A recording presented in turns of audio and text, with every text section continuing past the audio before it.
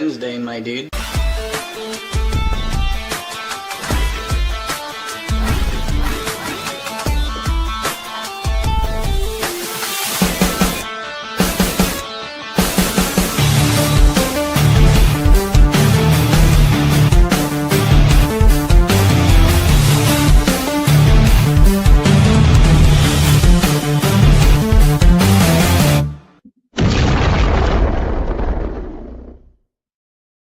Hello, everybody. Welcome to the Punch Up Pod with Lila and Pat.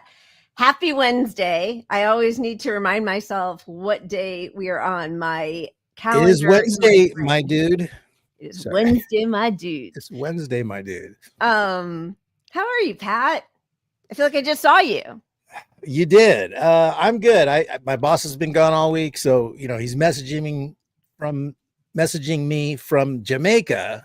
Okay. Call this guy, do this thing, do that other thing. I'm like, maybe I got your message, maybe I didn't. Hope you're not watching the podcast. He should watch the podcast. I mean, yeah, maybe. There's just so much I'd like to share right now because look at all of these wonderful comments. Oh, wait, but Daniel gets it. Daniel is a spoiler. I love him. Excellent. Well done. Oh my goodness. All right. Cool transparent reader frames. All right. I've got all styles of cheap readers. Yeah, I know. I have tons of them too. I feel naked without my readers. And that's in addition to my contacts, which I always just have to say this. My eyesight is worse than anybody I have ever known. It is -12. So I can't even walk around the house without either contacts or my Coke bottle glasses. But even with that, then I still need my readers, which makes no sense to me. But anyway, right. Thank goodness for that. All right, let's yeah, you're not off the hook. How's your world? I had to confess personal stuff because we're bonding. I've learned that this is bonding. This is us bonding, social interactions 101. My world is good. Okay. Excellent. We always have to start the show. Yeah. We're gonna say thanks to you guys, but our new start is fuck you StreamYard. I want to make sure we get out there one more show at least because we haven't fixed the thing yet. Yes. Yeah, F you, the big F you to StreamYard. But we are figuring out ways to try to make the flow a little better or more manageable for ourselves. So thank you as always for bearing with us. StreamYard. Also, thank you. You are wonderful heroes and sheroes, our wonderful members. We love you guys. Of our couple nights a week that we get to hang out with you. And I know we say this all the time, but we truly are trying to figure out a way to add another night.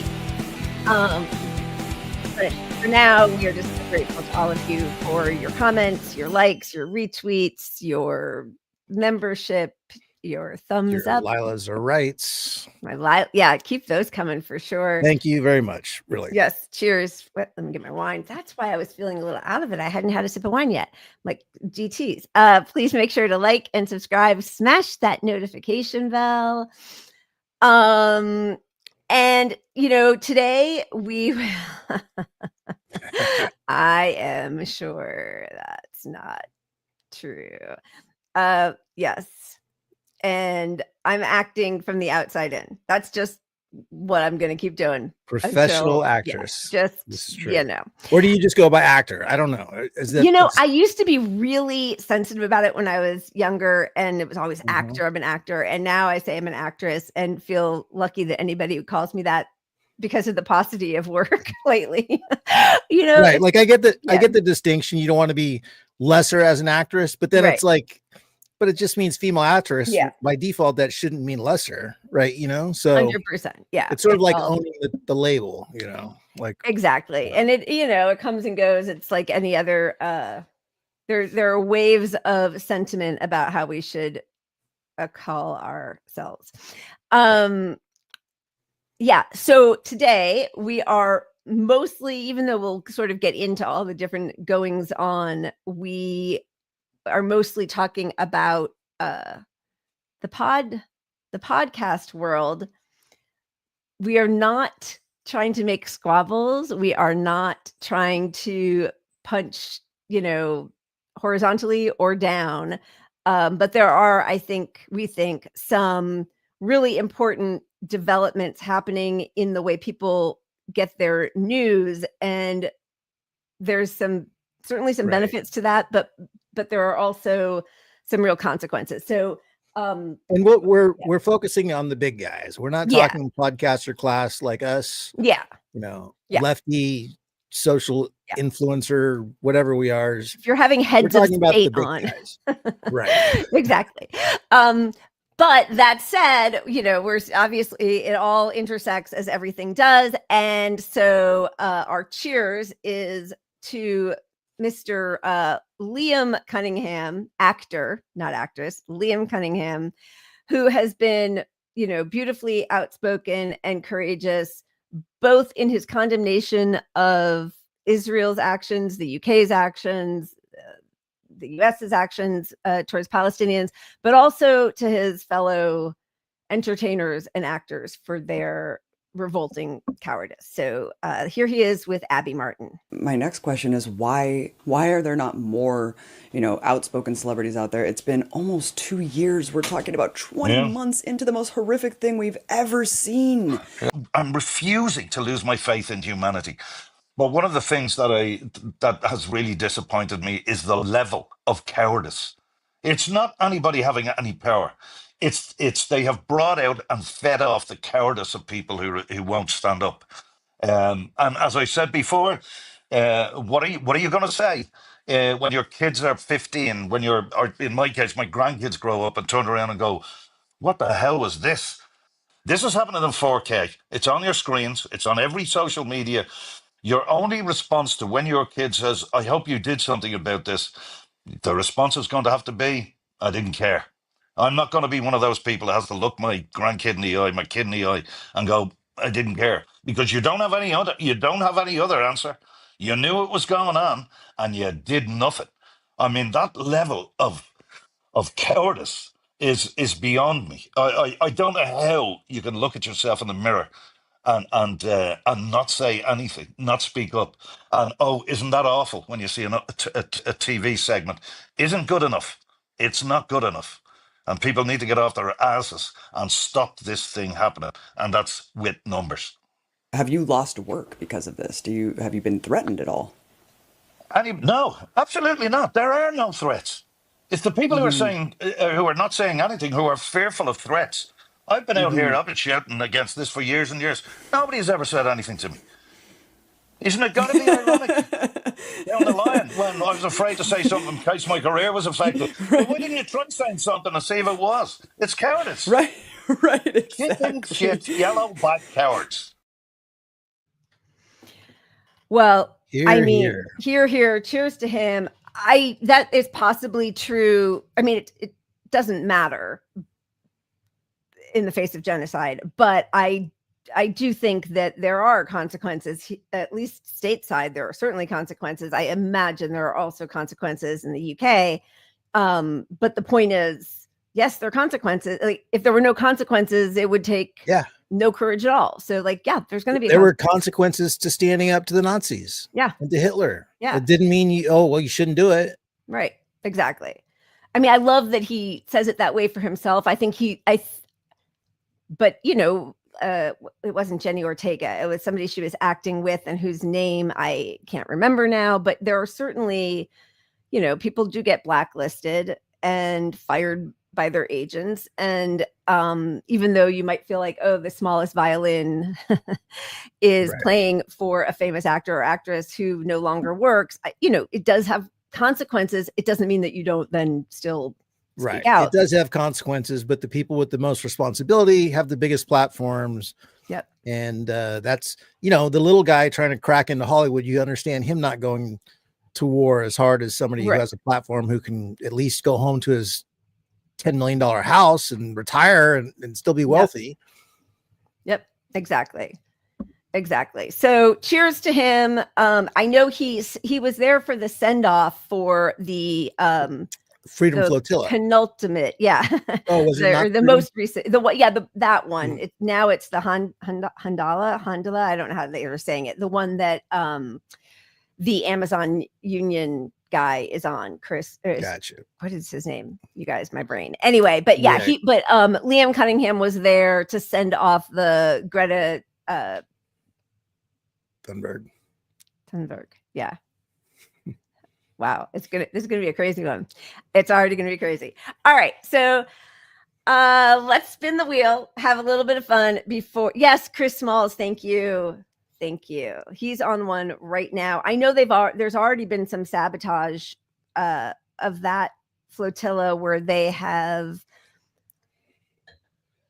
been restocked with liquid that they had assumed and what was supposed to be water, but it wasn't. It was some kind of at least toxic to ingest liquid. Oh, so there's already been disgusting funny business. And anyway, we'll get into all of this. Okay, let's spin the wheel. Yes. And by the way, do our mics sound better, closer? We're experimenting here a little bit. It's now Tell my if mic we're has too entered loud the or frame. too. Yes. Okay. Yeah. Yes. Okay. Let's spin the wheel. We only have 4 segments today. What? Yeah, baby.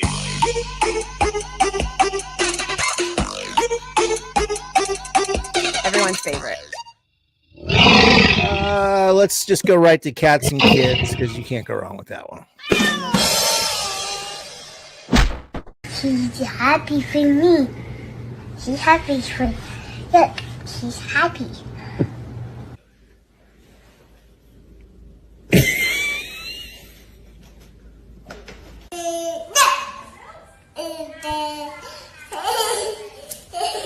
Don't you dare do that. Don't you dare eat those toes. Oh my God. Turn around.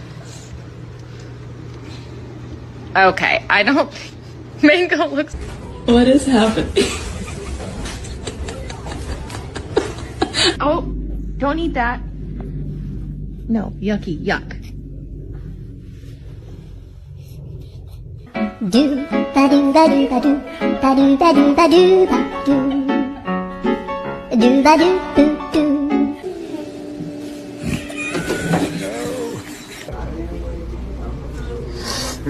You're done. You're done.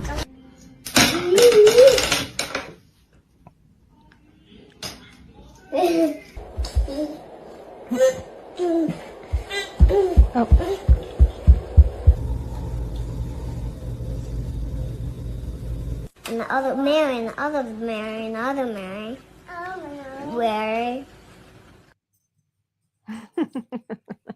Okay, never let your kid put the feet of cats in their mouths. They walk over the feces and the kitty litter. That is not good for anybody. I knew you were going to say that. It was a lock. Ugh. But I'm going to get some rings to toss at my cats for just shits and giggles. Yeah. I do like that. I do like when you see that they have a special kind of patience for kids. I think they must gauge that their human owners, human parents are always going to come down on the side of the kids. Although I will say, there was no hitting or antagonizing or teasing our animals when our kids were little. I mean, it's certainly not now, but none of that is funny to me. Yeah. But anyway, that was very cute. I'm going to have something negative to say about everything. That's my headspace today. I'm really sorry. Excellent. I'm going to try to move to some other place. Hey, how about a comedian manosphere podcast to talk about?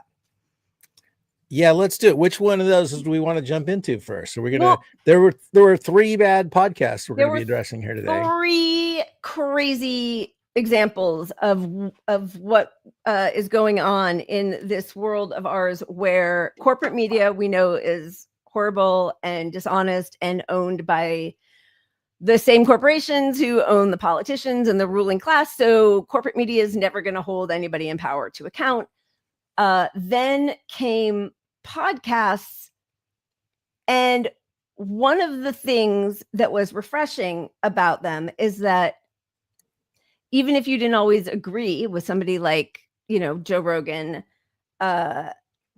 he would have does have long conversations with people, and there's nuance and give and take that is allowed in there. And when he has on somebody like Bernie Sanders in 2019, that was it was such a different welcoming than Bernie got on any corporate news, right? And it wasn't that there wasn't pushback, but it was just not like a gotcha and like, oh, you're just a Russian stooge. Yeah, and I feel like we have to address each of these podcasts separately, because I think they're all of these have value as, media formats. It's just the responsibility that they take in their execution that needs to be questioned, and because they really have to think what they're there for. And again, even though, listen, I know we all have problems with Bernie, but like, I really appreciated that Joe Rogan had him on and had a long conversation with him. And of course, I liked that he, he liked Bernie then and all that kind of stuff. They all actually Flagrant guys, it's the first ones we're going to show, also love Bernie. Like, they talk about him all the time. And socialism. Right. And they were mostly MAGA folks too. They were part of what helped soften the image of Trump, right? They had him on for this. And so I think, it's two things. Like, sure, you guys are comedians, but why does Trump want to come onto your show? What does he get out of coming onto your show? And what he got was, people were saying he was a dictator, he was a fascist, and he went on their show and they treated him just like a guy. And he is a showman, and he went with it. He seemed really nice and normal with them. So the fact that they didn't push back on anything that he had done in his first regime, or any of the plans that he had for his second regime, they have to decide what their responsibility is to their audience. And if they just want to be goofballs who don't do anything and just sit there drooling while whoever comes on, but that's not what they did. They actually used their personalities and their personability and their humor to make him seem palatable. And so, even though I've liked some of them, they can say funny things. It's not that. I just think when you're like, there is a responsibility when you have on a person of great power, right? There is. And so part of the problem I have with this interview we're going to watch today is they're interviewing the Pod Save boys, right? On Flagrant. Yeah. And the Pod Save boys got everything wrong for the last 10 years, basically. They were Obama stooges. They got a podcast to push Obama propaganda, and they've been wrong about everything. They fought the progressive movement as hard as they could, and now they're pretending they're progressives. And these guys on the show are so uninformed because they come from MAGA right mostly, that they think these guys are like the version of the left. And that alone is embarrassing if you're progressive, because these guys do not speak for most of us. Yeah, it's a real mess, because if you're so ignorant, you don't even know who the people are who are on your show and where they've had their hands in power for the last 8 years, then you can't push back. And then it's all just a fun game. And so, like, even just, well, all right, should we start with the clip? They only put out one clip, and then we cut a longer clip that will start and stop. But just to give you an example, this is the clip that they put out to advertise that the Pod Save boys were on their show. You've seen like the rise of Mondani, obviously, in New York. If he delivers on none of the promises, but agrees to go to Israel 3 times in the first year. I cannot believe this election has become about that. I mean, I would also say crazy, right? It's so stupid. I mean, talking to his folks, like, I don't think they think the general election is a done deal. The numbers get complicated. It's not. Look at them. He's got some work to do, like older African-American voters in particular, I think kind of like normie Jewish voters. But I do think, he's going to have to talk to these folks and say, like, look, you know what? Upon reflection, I realize that globalize the Intifada hits a certain way for you and is hurtful. And I'm sorry. And like, that's not something that's okay. He's going to have to figure out a way to localize the Intifada.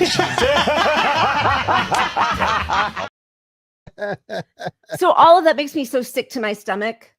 It really does. Because one, those guys have actually, even though they're ignorant as all hell when it comes to actual policies, and they're like, there's no way that they could actually implement any of the stuff that Mamdani's talking about. The flagrant guys, Andrew Schultz especially, the one with the big mustache, he's always talking about socialism. He says that Mamdani is the only one who's actually America first. And if you're really America first, Mamdani's your guy. So like he has said things like that. And then he'll say, but none of it could ever happen. But like in some weird way, he's bringing his people, or I think he's trying to bring his followers over, maybe. Right. But the problem is always, even if his little commercial that we just saw there, is rage bait to get people to watch, if you don't watch the podcast and all you saw is that commercial, you see them trashing Mamdani and putting out this, oh, he's not going to win. He's got to do some work. He's got to take this Intifada stuff back. Like just saying his name and Intifada is scary, so putting that in a commercial alone to people who don't know anything about this stuff. You have to apologize to for never saying something that we should all be saying every day. Like what are they even talking about? Globalized Intifada. He shouldn't apologize. And also he had a huge number of Jews who support him. Yeah. Like, and they never talk about that.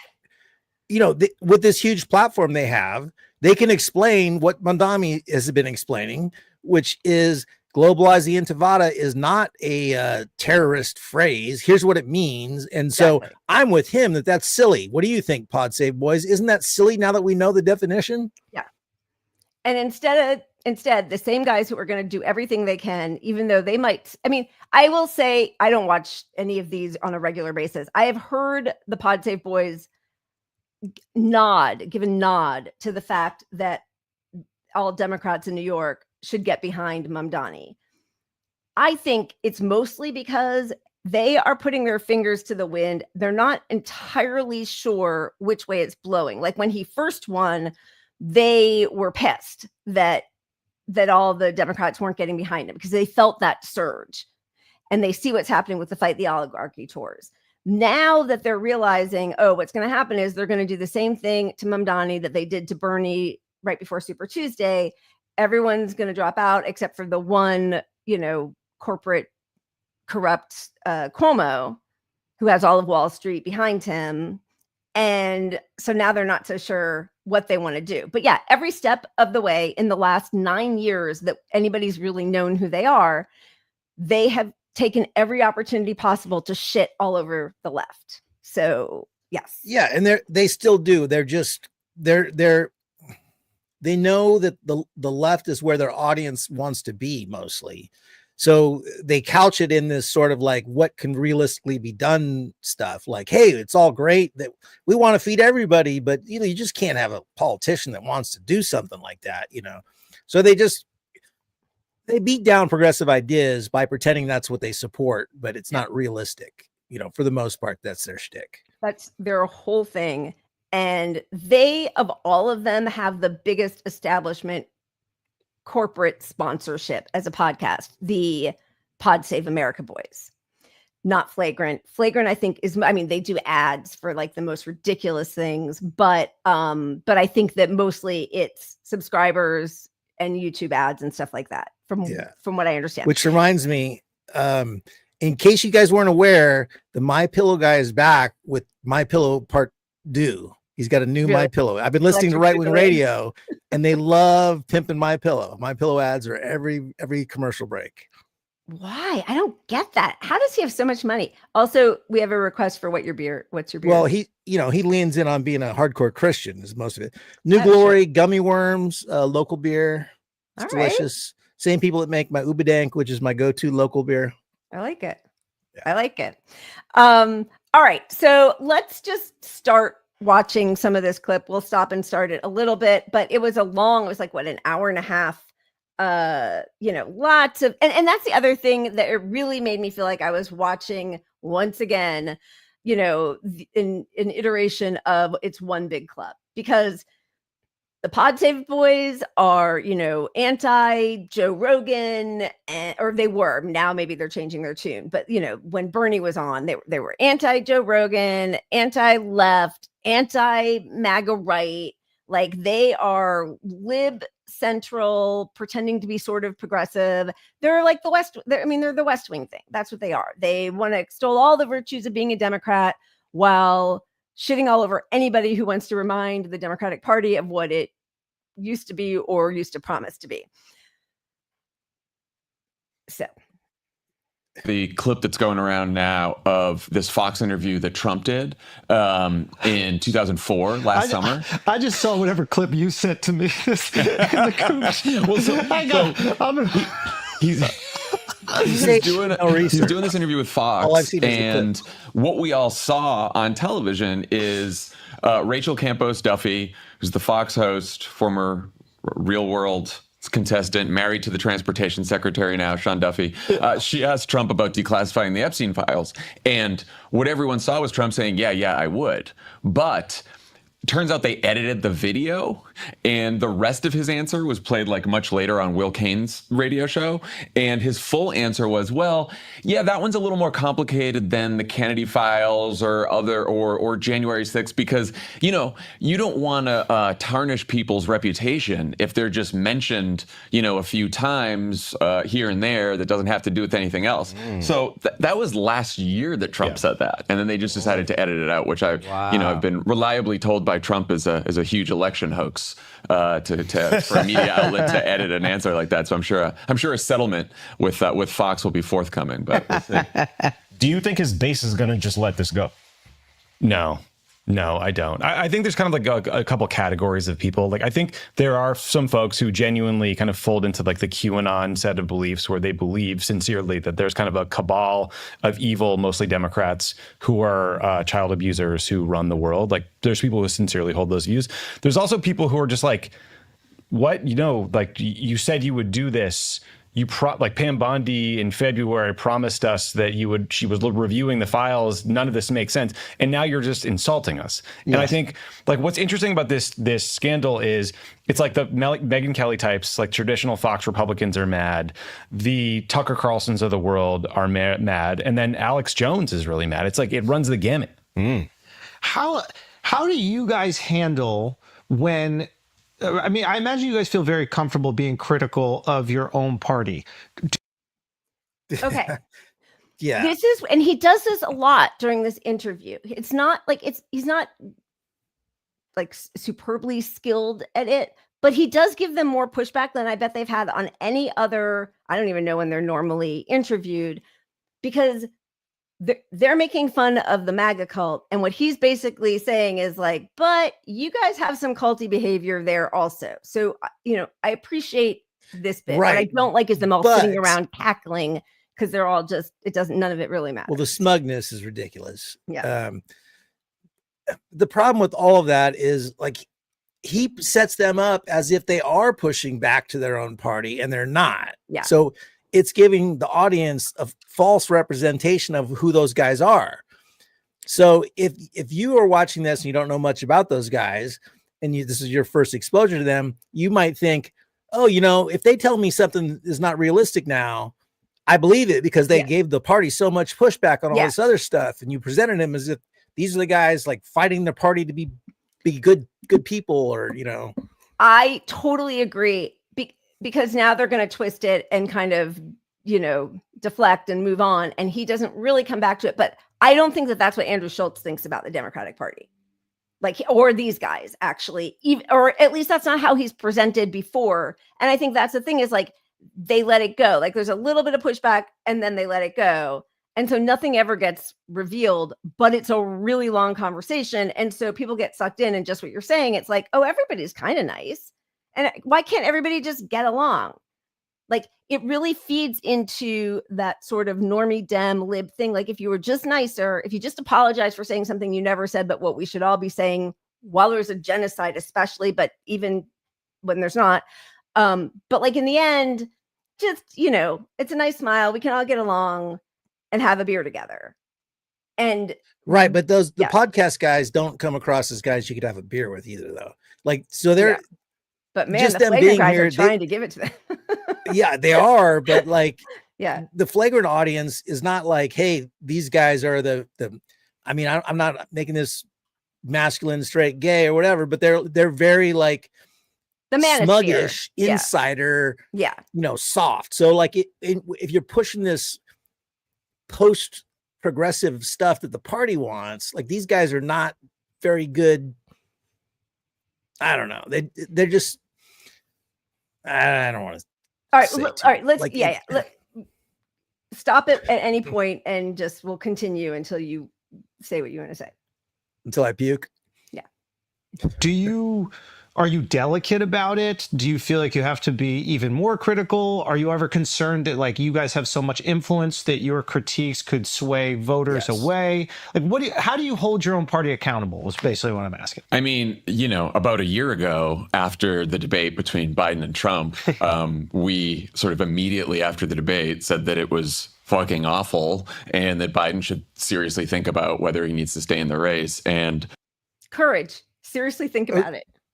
Okay, and like this is their example of pushing back to the party is that once the whole public had said holy fuck no, these guys suddenly were like the first guys to recognize there was a problem. But not saying this fucking 4 years ago in 2019, heavily 2 years ago. Exactly. And before that, in like February, there was a poll that came out that said 70% of Democratic voters did not want Biden to be the nominee. I didn't hear them saying, "Hey, don't we think we need a primary or some democracy in the Democratic Party?" Nothing. Just when you see somebody literally just melt in front of all of our eyes, it takes great courage. Oh, and by the way, George Clooney does a flippin', 100,000 page ad in the New York Times or whatever to say, like they're not, they're using this to show that they are so brave in the way they speak out. Which is completely rewriting history. And this is where these guys should have pushed back is like, these guys could have said, hey, I was a MAGA guy, but I saw this 5 years ago. Why didn't you? Exactly. Yep. Are you pressing play or should I? Am I doing it? Okay. We weren't too popular for a while. But like in that sense, look, there are some times where Democrats fuck up and like I agree with what they're trying to do, like the underlying policy behind it, right? And so there, when it's just about execution or like fucking something up here and there, then I'm more like, well, I agree with the goal, I agree with the policy outcome here, so I don't want to be like, I don't want to just be shitting on everything. But with something like the Biden debate performance, I was like, look, he either drops out of the race and we give ourselves a chance to beat Donald Trump, or we have Donald Trump as president again, which I didn't want. So, like, of course I'm going to criticize Biden. How do you feel about the lack of primary? Sorry. I mean, for a re-election, it's kind of standard. But look, I mean, I struggle with this one a little bit, right? Like, obviously, after the debate, it was self-evident that he was not up for a re-election or 4 more years. And saying as much was just like, it was stating what was obvious. What I struggle with was, to be honest with you, like before Biden ran in 2020, I felt like he was too old to be running at that point.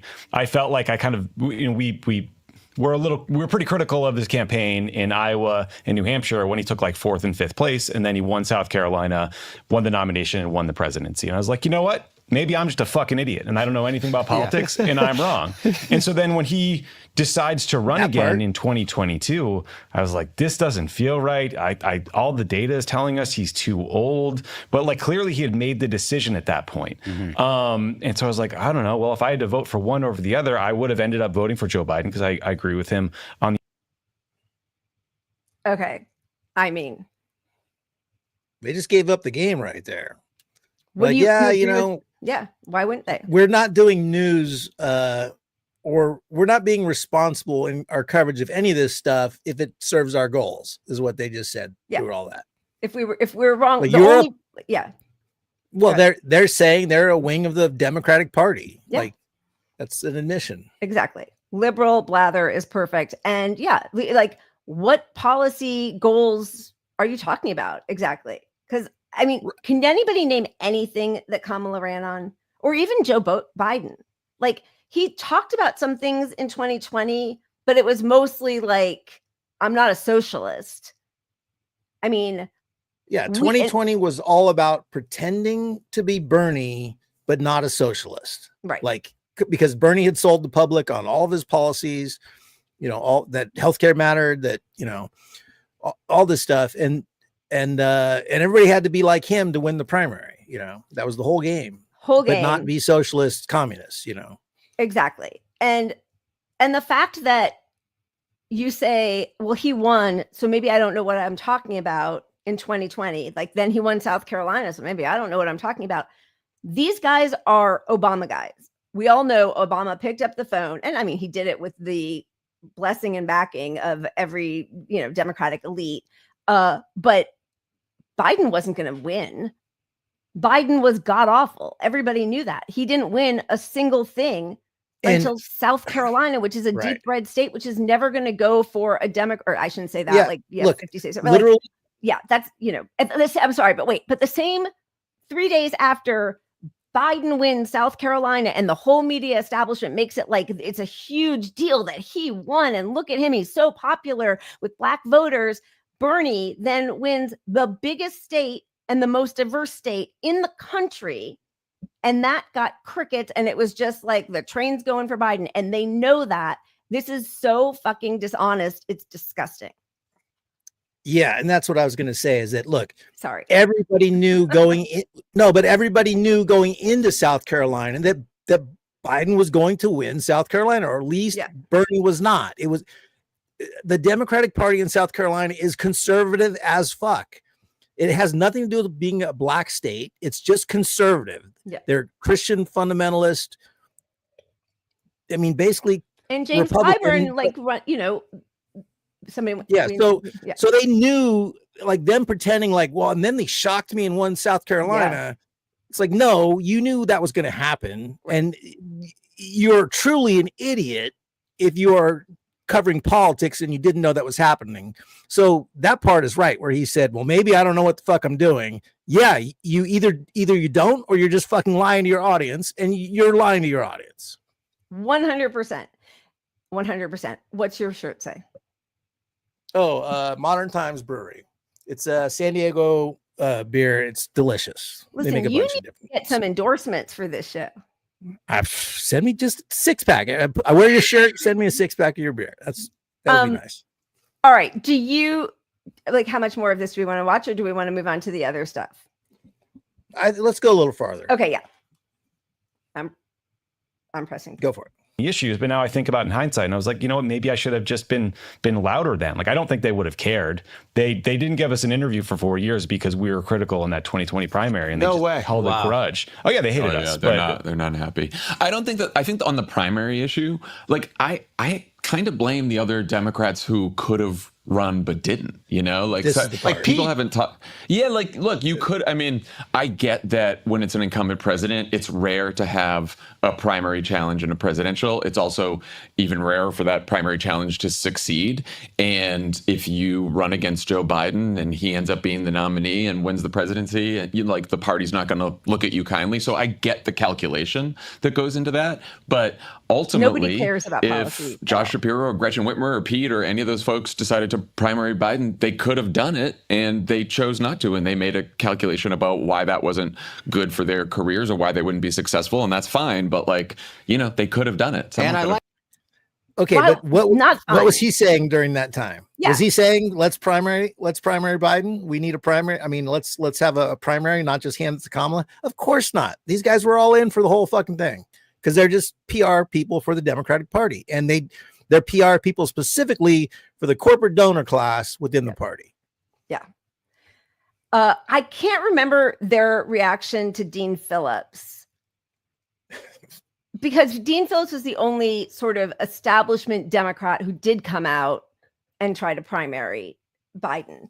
But I don't remember what they said about him. And also, if they already hate you, that's the pretext here, right? Oh, we were on the outs. We didn't get an interview for 4 years. He didn't like us anyway. Then speak your mind. Like, you can't have it both ways. Are you so terrified of the response by who what's worrying you? Do you just actually not have an original thought or courageous thought or a concern with what's happening to the whole world? They don't say anything about a genocide, although I don't want to I don't like these guys at all, in case you can't tell. But I also don't want to be totally dishonest, because I know Tommy Vitor especially is pretty outspoken about genocide and Kamala not backing away from Biden's policies. So, you know, but they're just, but these guys do whatever they can to make sure they're not cutting that cord to the Democratic donor 100%. class, because that's their whole shtick. Yep. Their audience relies on being a vote blue no matter who. That's their audience. Vote blue no matter who. Like, at the end of the day, it doesn't matter. These are the guys who are going to lobby to vote for whoever the Democrat is, unless it's a progressive, of course. Then they're going to be.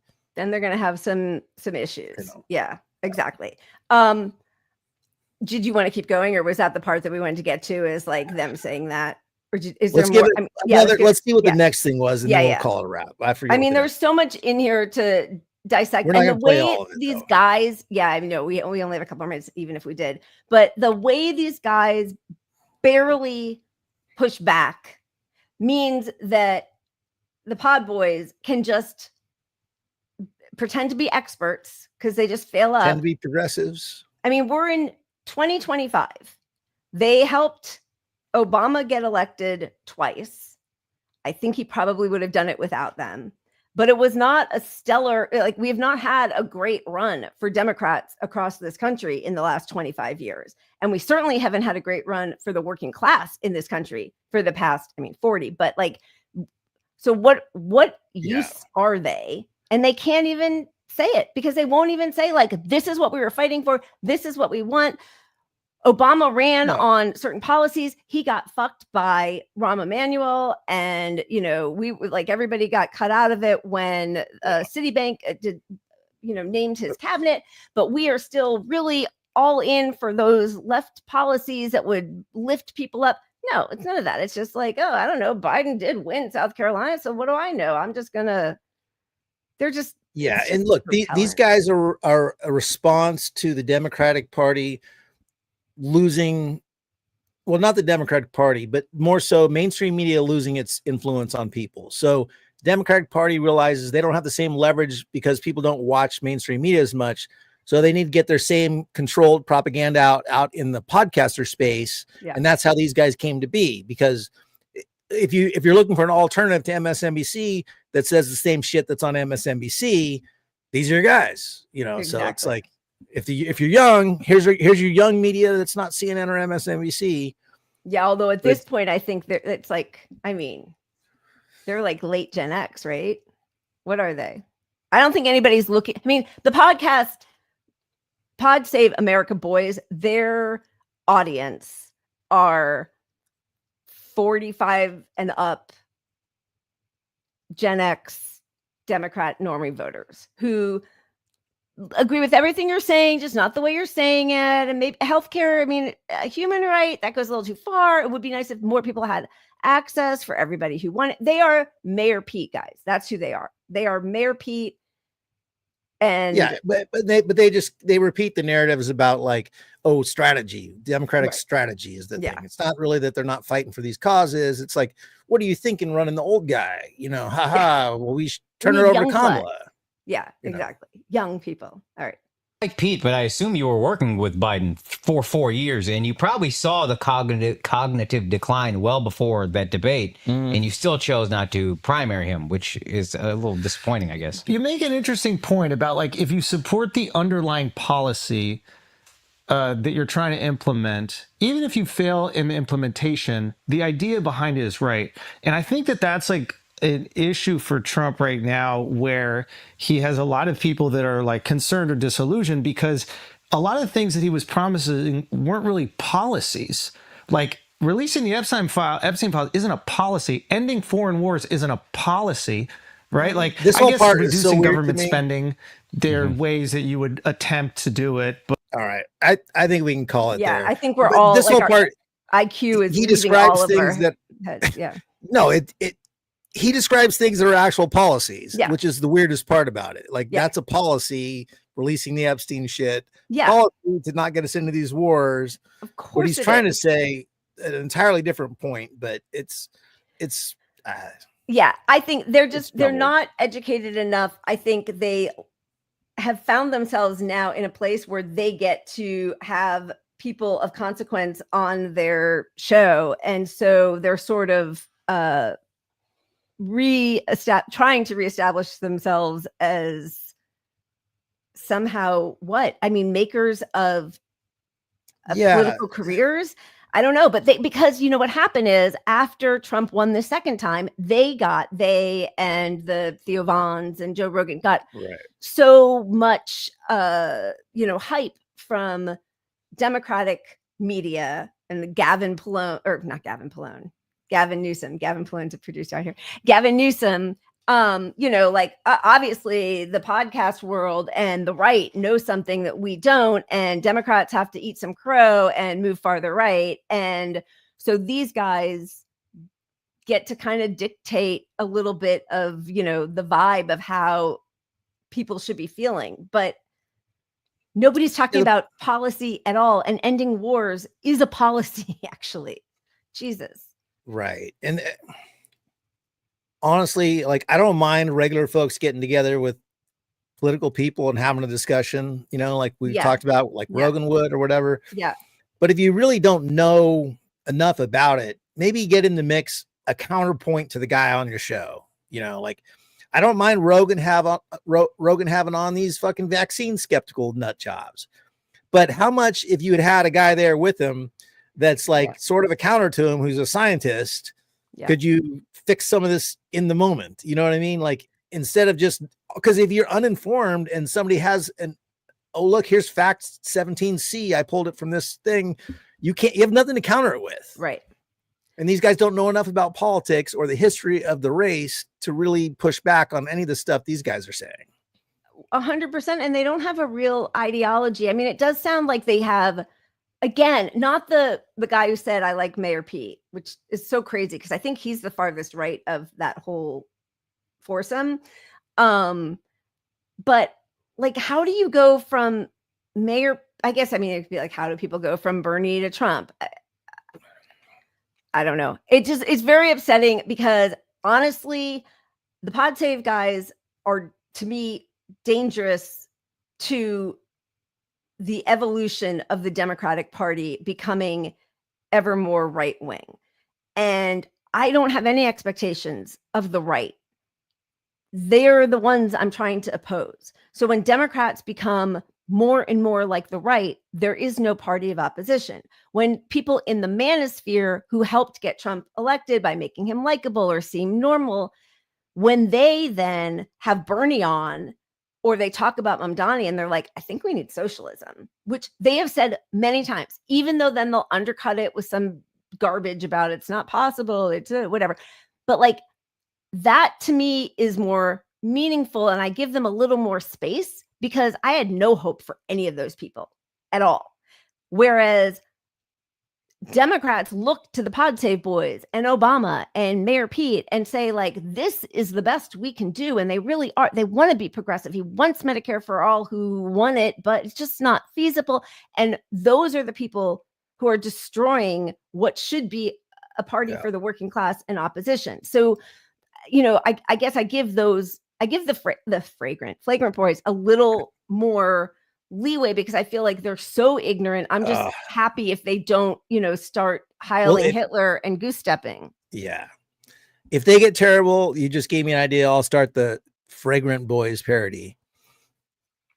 I would like residuals. So yeah, I'm with you on this. Like, I don't dislike their project or what they stand for or the idea of, four guys that were sort of MAGA-ish coming over to the left, which is kind of the vague theme behind it. Yeah. Just, you got to be responsible when you do it and reflect on this interview, and, they need feedback. So go tell them to do better on their podcast. And push harder against people when you have them on. Like, don't just accept everything they say, and read a couple books, maybe. I mean, I'm sorry. I'm not you have to read theory before you weigh in, but you should know something, Yeah. Well, the main host says in the beginning, like, oh yeah, the only video I watched is that thing you sent me. Like, you're just admitting you didn't prepare for this. Like, you're not pushing back if all you watched was the one clip this dude sent you. Twirls his mustache. Brett, I will say they're all hat guys, so maybe I could be the fifth on the show. Listen, write them. Maybe they need a lefty guy into the manosphere. Thank you to Brett. Yes, please make sure to hit those likes, everyone. Don't worry, we've got more, not flagrant guys, the other guys. Yeah, baby. I am calling my own audible. I saw lots of people hitting the weed, but I am refilling my glass. What the fuck? All right, we'll go with this. This is a what the fuck, but it's sort of animal related. So grab a beer. This is going to take a minute.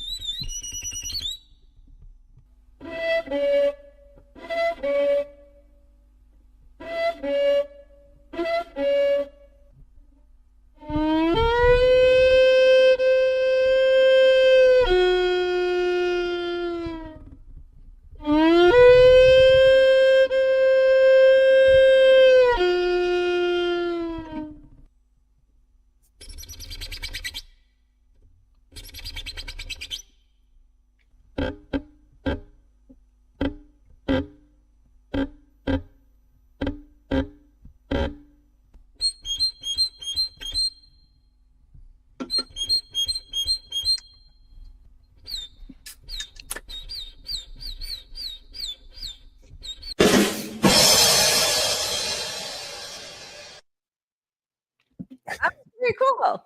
That was really cool. Always the girl at the end's face fixes whatever we showed in the middle. Exactly. Yeah, she helps. She helps sell it for sure. I played violin for 12 years, but I played piano for 12 years, violin for 5.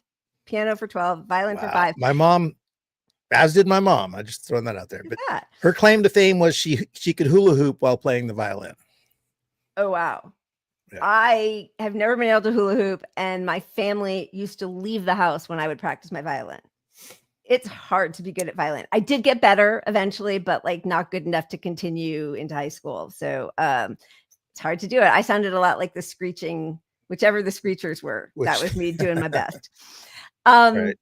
Okay, so there's another podcast show called Jubilee, and I think the original intention of it was Jubilee Media was to cross the aisle, see that we're all alike. And, that kind of talk is never, again, I'm only bringing Bernie up for shorthand because I know we all have our issues, whatever, but like, it's not policy. It's not like everybody deserves a living wage and a roof over their heads and free education and free healthcare. Like, that's a way to cross the aisle and see the working class has a lot of, and like, let's end our forever wars and stop sending our poorest citizens off to die in wars that destroy other working people's life. Like it's never that. It's always just like, don't be so woke. Do you really need to talk about your pronouns?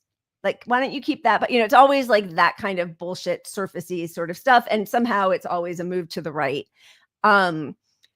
But this particular branch of their programming is one person in a room with, I think, 20 people who are on the opposite side. And I don't know if the setup is always that the one person is a lib left and everybody else is on the right, because the only 2 times I've ever seen clips were with Sam Cedar and now Mehdi Hasan.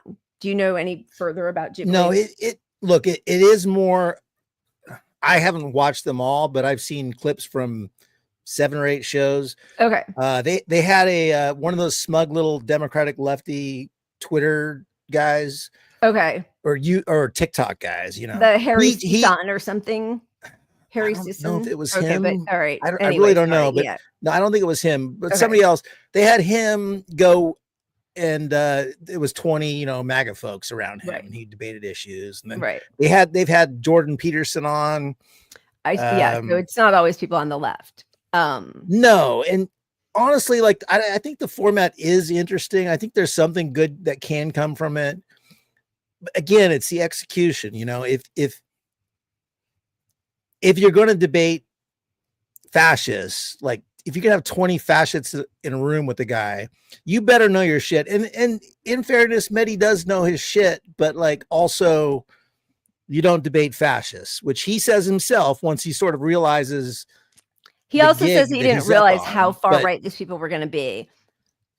You know, I think my problem is fine, debate them. I mean, he goes on, he talks to Piers Morgan, he talks, but like have some of that same energy for the Democratic Party who's doing a genocide and not shitting all over Jill Stein, pretending she only comes out every 4 years, and also making, you know, like castigating people who refused to vote for Kamala Harris, who was completely on board this ongoing genocide. Like, I'd love to see him have some of that contempt for the people who are actually in power, who are actually sending the money and the arms that are dismembering, slaughtering, obliterating a whole people. Like that I would love, and he doesn't. So this kind of thing is really irritating to me because I mean, yes, it's important that we like talk to people and reach out, but that's not what's happening. He's just smugly trying to like dunk on all of them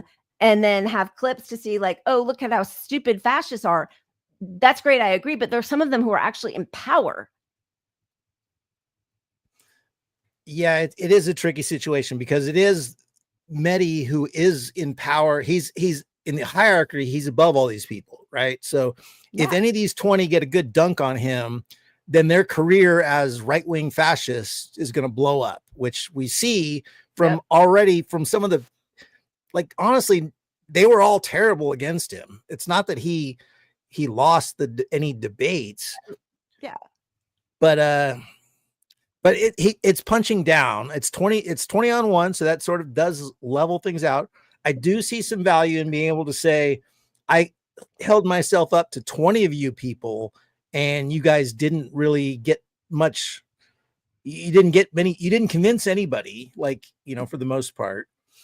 So it's not that I'm against the entire format, but listen, he decried all of us who refused to vote for genocide. And that to me is repulsive. So you can tap dance all you want over these fascist morons, and we all should, everybody should.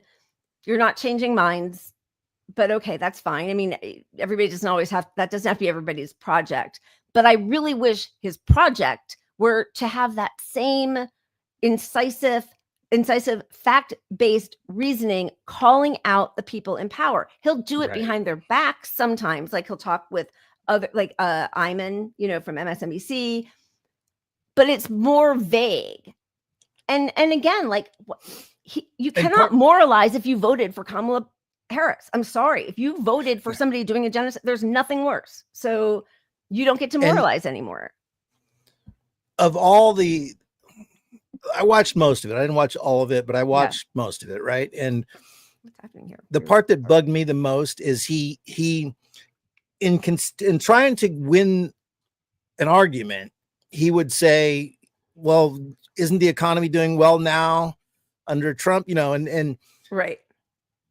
Like he pushed back saying the unemployment is at the lowest it's ever been. So he was trying to get points on things that are antithetical to the progressive movement. Like unemployment rate is really irrelevant if your employment isn't paying your medical bills and you don't have health care. Right. So by him coming out as this hardcore lefty, you know, in the den with 20 MAGA folks and saying the economy is great, doesn't help our cause. It's a soundbite saying these guys are going to use that soundbite to say, oh, Trump's economy is doing well. Even this crazy leftist we disagree with entirely just said it to us. Yeah. So you have to be extremely careful if you're going to go into these things. And again, I honestly don't really get the point of it, because they're never going to think that they lost. They're not in power.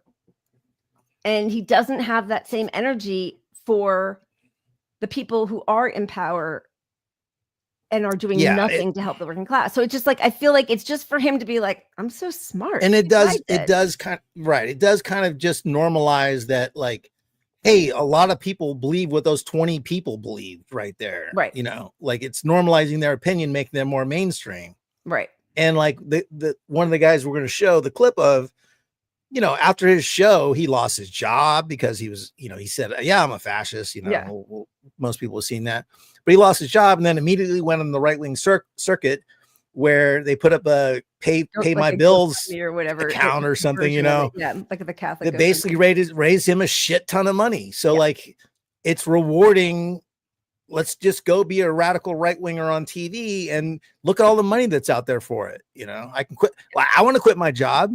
Yeah. So if I'm a radical leftist and I come out and say we should all be commie, you know, are you guys going to fund me if I lose my job? Like, that's where it's not an equal playing field, right? Right. Because the right has all of the money on their side, unfortunately. All right. So do you want to show a couple of the clips, or do you want to just go into the specific one with the fascist guy?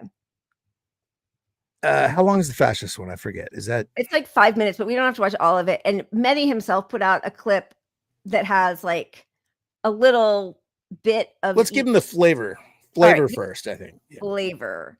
And by the way, this is also what upsets me, is because it's like just him fluffing himself. I'm in a room full of, I don't know what to call you anymore. Conservatives, Republicans, fascists, I don't know. Are your parents Americans or immigrants? No, my parents are United States citizens. But they're immigrants, you said. No, they came here as immigrants. However, so I want to make the claim that we cannot I came here as an immigrant. I'm an immigrant. But at this point, when they came, the United States people aren't happy with the way this is going. First, fourth, fifth, 14th, 22nd amendments. Those are my amendments that I came with today. If you don't want to debate them, just say so. Are you supporting like raping innocent women? Nuns, dude. Killing priests? I mean, priests don't brandish guns and kill people. You just refuse to condemn the Nazi Holocaust, my friend. I don't think you're in a position to ask anyone any questions. I said that one pardon against somebody. It was 1,600 pardons. 600 of those were people charged with... one example that you just gave me. I can give you more. Should I keep going? Fine. And I'll say the exact same thing every single time. Then your argument will fall apart. When was the Islamic Republic of Iran founded? 1979. When was Gaza occupied by Israel? The very first time. 67, yes. So... Can we do the maths together?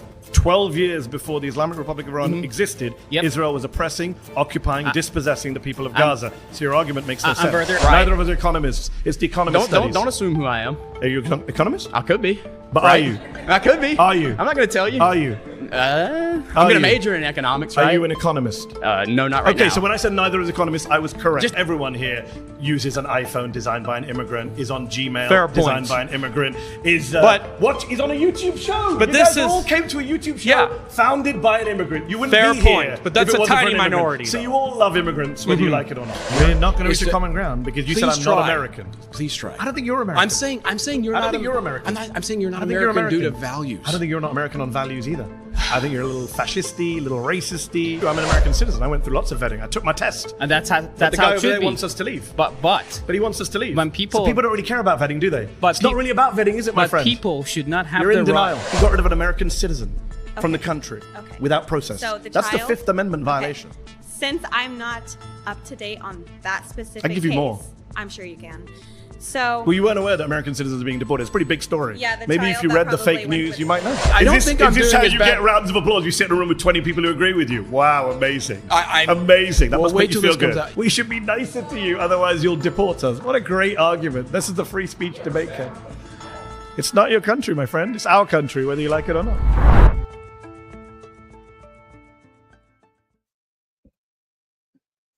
Like, that whole clip ending on that line is like the most, like, that just gave them, no matter what you said before that, anyone sort of right curious, Republican-y MAGA is like, oh, this guy, he's calling it his country, like it's elitist. Yeah. And his debate strategy, the technique is not to change minds. It's and I mean, this is mostly what the debate is just a debate strategy, of course, is to win the debate, to dunk on the person. It's not for those people there. It's for the audience to score points with the audience.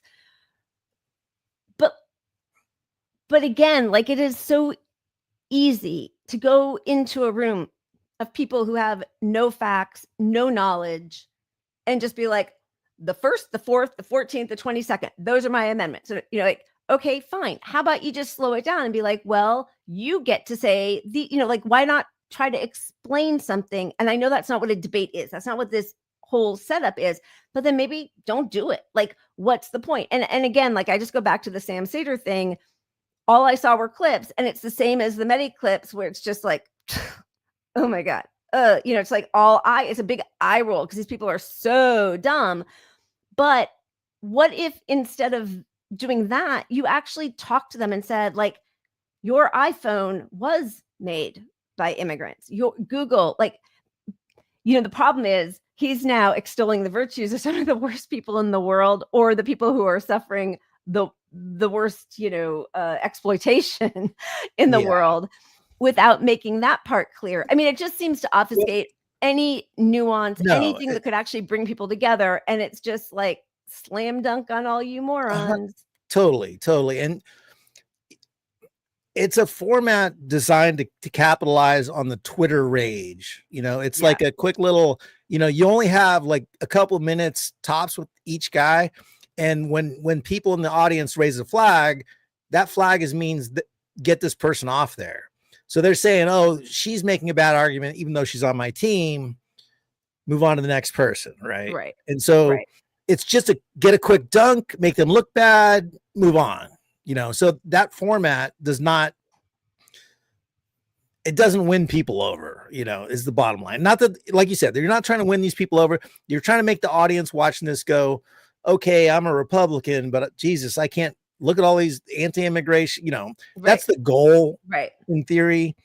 But the outcome, the effect of it, like, it's not likely to end up that way, because his smugness and his format of trying to win, cutting people off, well, anyone watching this who believes differently than him is just like, well, if anything, the guys we put up there weren't very good, because if we put our best guys up there, they would handle this. Or a minute and a half, well, that guy might have known his shit, but he never got to talk because this guy's a pro at debates. He wrote a whole book on debates. He's really fast and like right over you. Yeah.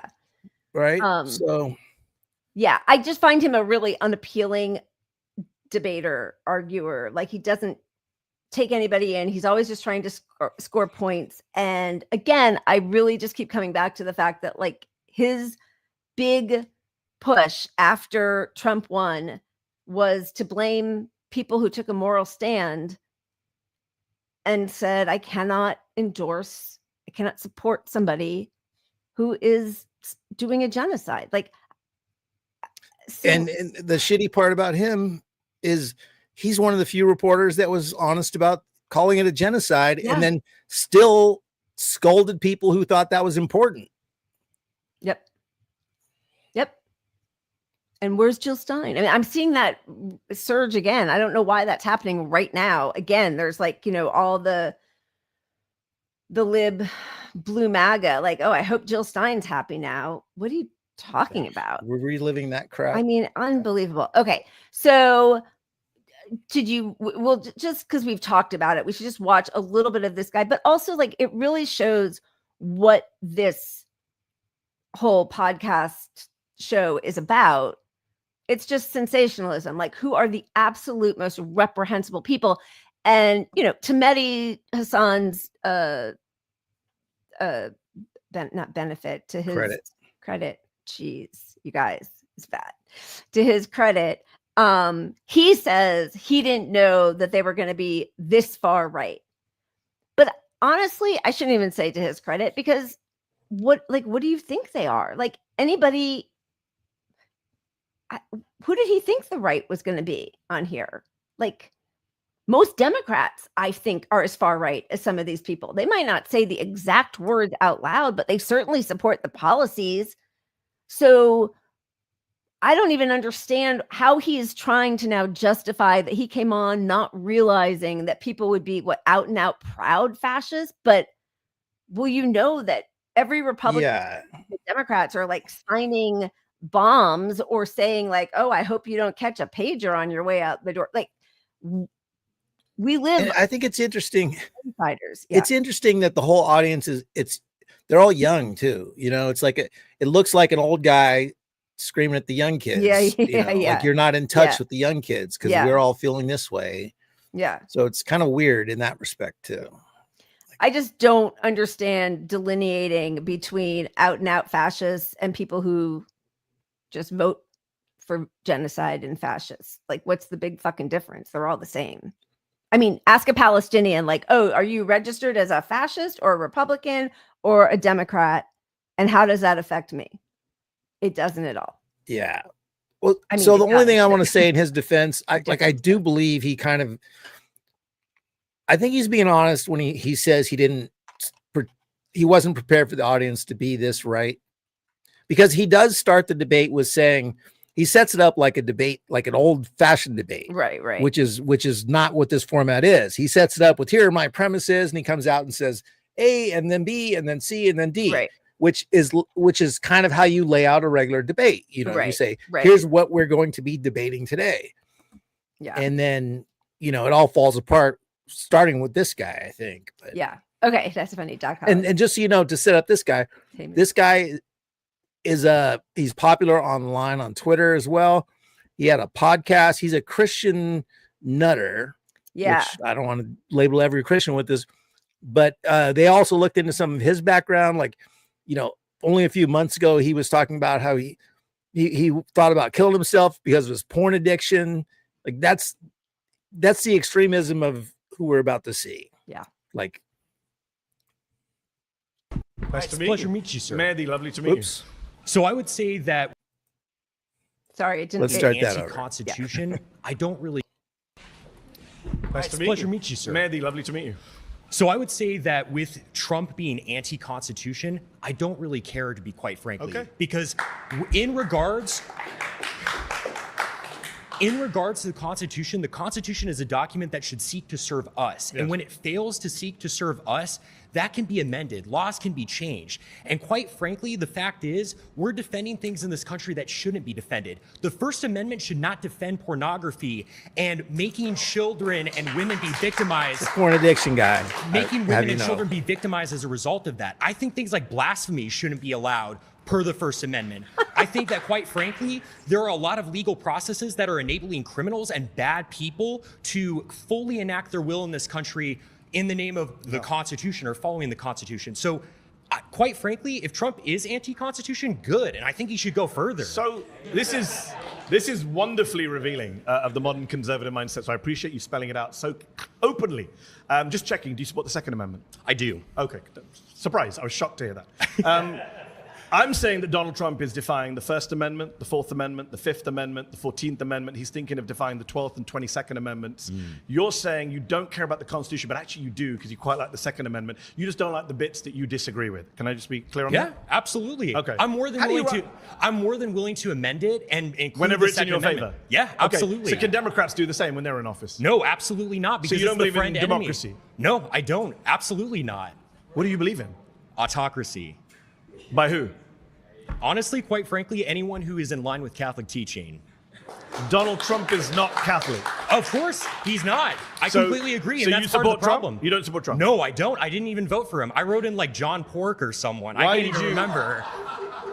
Why did you vote if you don't believe in democracy and you want autocracy? Well, because quite frankly, I voted. I kind of voted just to. I came with this argument, but I'm bored of my own argument. I'm much more interested in this. So yeah, absolutely. How do we get to an autocracy? I think, quite frankly, that if we are able to enact local leaders. Who is the we, by the way? I think, quite frankly, these far-right conservatives sitting right around White me. people? Yeah, No absolutely. So, well, some actually, of you guys, I have quite. Some of the people in this room don't make the cut from what I can see visually. Actually, hold on for a moment. I do think that there are people who happen to not be white who do actually have history in this country and have roots in this country. For instance, from the Mexican-American War, we subsumed a lot of territory of people who have far stakes in this country who happen to be Hispanic or what have you. I'm for defending the traditional demographics of this country, which is majority white and should stay that way. How does the United States... I mean, we've gone so off topic, but how does the United States look like under your... Sorry, what's your name? My name is, my name's Connor. It's a pleasure to meet you. Took a little bit of a doubt there. Oh, well, I use a pseudonym online, fair enough, but Connor, fair enough. How would Connor's America look? What would it look like? Well, quite frankly, I think we would deport people who shouldn't be here. No, I didn't ask about deporting. What does the government look like? What does the government look like? Yeah. I would say, quite frankly, it's under... Can I just stop this and at least we make it the drinking game with quite frankly? Oh my God. Yes. That's a great idea. Let's make it a hit. Take a drink. I mean, listen, I feel like we're sorry, because we put it out, but like this feels like a waste of our time. What is what is this? What's this show for? It's ridiculous. If he did this is to show how dumb this guy is. I would be thrilled. Put Kamala Harris here. Put Hakeem Jeffries here. Put Chuck Schumer here. That's what I want to see. I don't give a fuck. Honestly, I would love if every election included you must survive a round table from the opposing party's people. Me too. So we could hear some honest answers.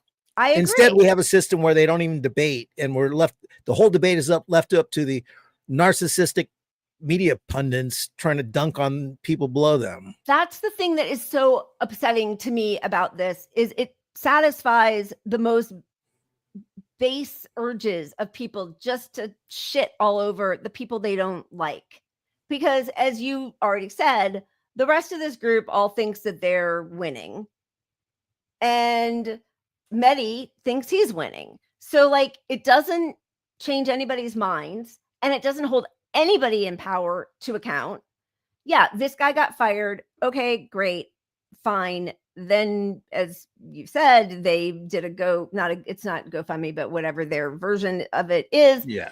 But like, none of this is helpful in a way that all it does is it helps Mehdi's ego. That to me, that's all this is. This is just like a Mehdi ego moment. And because I feel like he's been so disparaging about people who are truly on the left, who truly stick to their convictions, I couldn't give a single fuck about Mehdi feeling better about himself. No, and look, if you could win people over somehow through this format, and I'm not saying this format shouldn't exist. It comes down to you have to be careful who you get into. Yeah. You have to have a plan, you have to have a purpose. And if you're gonna go 1-on-20 with bad people, you better win every fucking argument. Yeah. But like I'm not saying he didn't even do that. He did, but like whose minds were changed here? That's right? Exactly. Whose minds were changed? Because it's not about changing minds. I mean, that's the problem, is that it's about dunking on morons who are also evil. And I'm fine with that. But he has a huge platform and he doesn't do this for the people in power. And so, it just feels like a masturbation to me. Like, fine, do it. But you're not, it's just all about himself. Those people think that they won. And and so, along those lines, Charlie Kirk was also on, you know what I mean? So it is a format that the most extreme people are choosing to go to. Yeah. And so when you go there, you're in that circle of people, Jordan Peterson, Charlie Kirk. Yeah. So those guys, they thrive on division and polarization, right? If you're trying to win people over to your cause, which is lefty politics, that's not your goal. Your goal is not polarization. I'm not saying I hate the format. I'm not saying it shouldn't exist. I'm not saying you should never go on it. Yeah. But be as responsible as you can. And in his position as a journalist, it makes it doubly awkward because what you're pushing is journalism, which is, you're not even a podcast like us. You're supposed to be unbiased-ish. and you've forced that entire audience and people who watched it to pick a side on you as a person. Yeah. That is now applying to how they look at you as a journalist. I mean, I will say I don't think that it's necessary for a journalist to be. I don't think you need to be unbiased, neutral. You can have your politics out there. I agree, but if they're grounded in facts. And I think for the most part, his are. And when they're grounded in emotion, it's because he feels better having a Democrat in power than a Republican. And he also feels really completely at peace with blaming, all of the people who are withheld their votes, the uncommitted, or never Biden, never Kamala, who were on principle saying it will serve nobody for us to show up to vote, to say, okay, the lesser evil of a Holocaust is still, we're gonna vote for it. And listen, people, right. Some people but the fact that he takes time out of his actual show to disparage the people who had the courage of their convictions, even if it hurts them, and then be like, well, I guess you don't like, you're deported. Guess you don't like that vote now. Because he still wants to have a toe into the access of the people in power. And that I think is vile. If he approached this debate with a different tone, the tone of, hey, I'm a guy going door to door trying to win votes for leftist policy, right? Right. The way you would do that, and I say this all the time, is like, hey, Democrats suck on this. That's how I would get you to agree with something I'm going to say. Well, so we both agree that healthcare is terrible, and the Biden did a terrible job at that, right? You think Biden did it. I do too. So let's talk about solutions. Here's some progressive stuff. Here's some stuff. But he when you're antagonistic against 20 people and it's a war, which this thing is set up to be from the start with 20 on 1, it's not going to ever include any of that. Right. Unfortunately. I mean, he didn't choose to make it that. He never attacked the Democratic Party at all on any issue. And if the point is to win over your audience, which I think it is in a debate, right? You're not going to convince your opposition. You're trying to convince your audience. I think probably Mehdi and I agree on many issues, many more than I agree with that Nazi guy, right? But if he had cared about convincing anybody else in that room, he would have come to it in a different way. And instead, whatever. I know we're just saying the same thing. No, but it is kind of like getting people on your side. Yeah. It does remind me of the presidential debates. Like, this is why this whole debate thing has fallen apart, and the presidential debates are useless as well, because it isn't about winning the debate even on issues, which is when you have a true debate in debate class, you are trying to win on the issues, the merit of your position, right? Yeah. Well, you're trying to win at any cost, but but this thing is just like the presidential debate. Doesn't matter if you lose on everything, but if you get 2 or 3 sound bites out of it, that side just fucking won, right? So that side won. And when you go 20 on 1 and these kind of things, that's the risk, is that the other side gets 10 sound bites and you get 5. Exactly. Yeah. It's all a sensationalist sort of clickbait, sell the merch. Did he already have what printed up? Amendments, or whatever, 1, 4, 6, he just, all right. Probably. So but again, find it repellent because it doesn't really serve any of our project, right? So I'm going to get rid of him. Are we moving on to the next stuff? Bye. Okay. We should spin, because this, you're really going to need some self-medication for, right? Here we go. Little Joy. Yeah, baby. I don't know if we have the things. Oh, we have. All right. Sorry. I no longer live by the index of the wheel. I gotta do my own thing. Well, we just showed cats, didn't we? Well, we'll show we're cat heavy today. Here's some more cats. The most dangerous animal on this planet.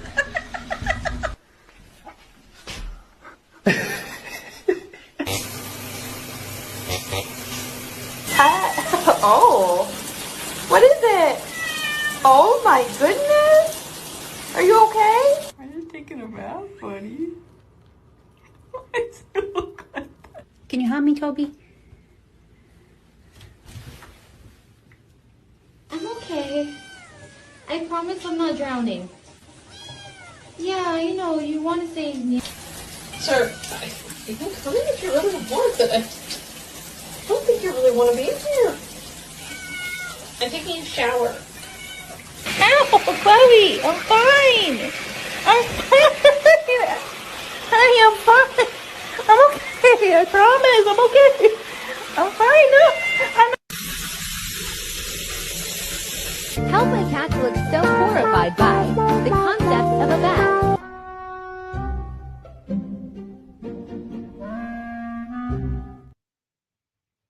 That is so cute. I've never seen that before.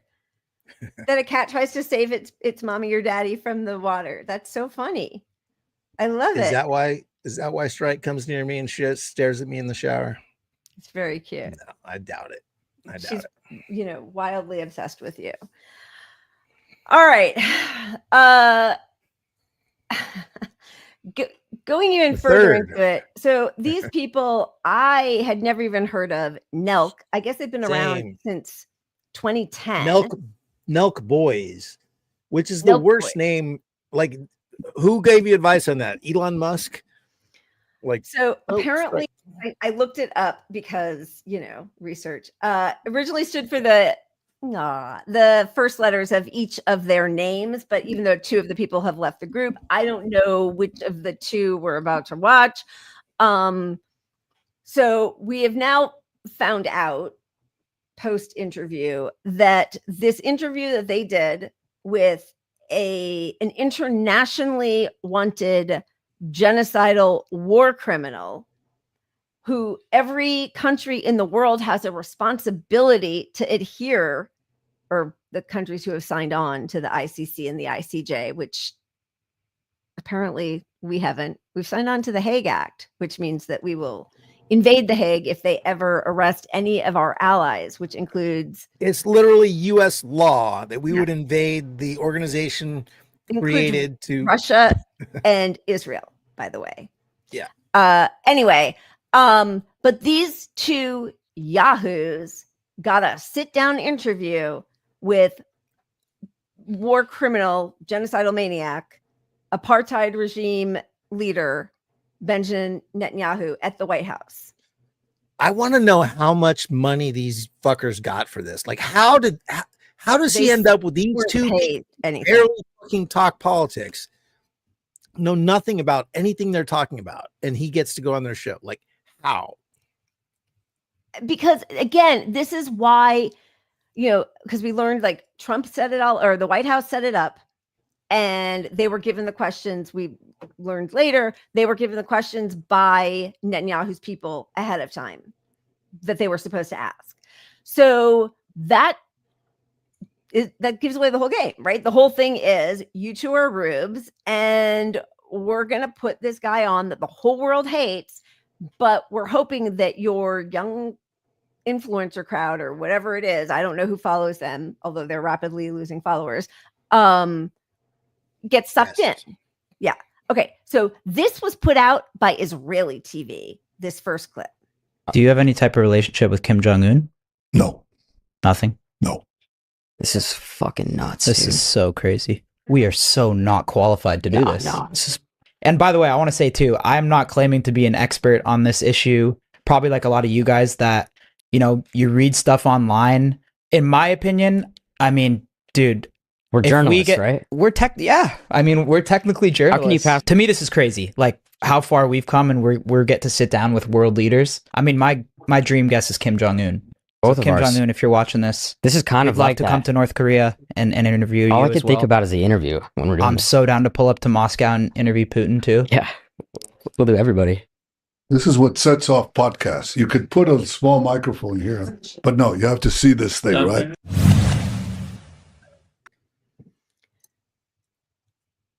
Let's just go through a couple more before we talk. Because the sun has burned his brain. Oh, I was just thinking, I want to launch them both into the sun and never hear from them ever again for how irresponsible this entire fucking interview was.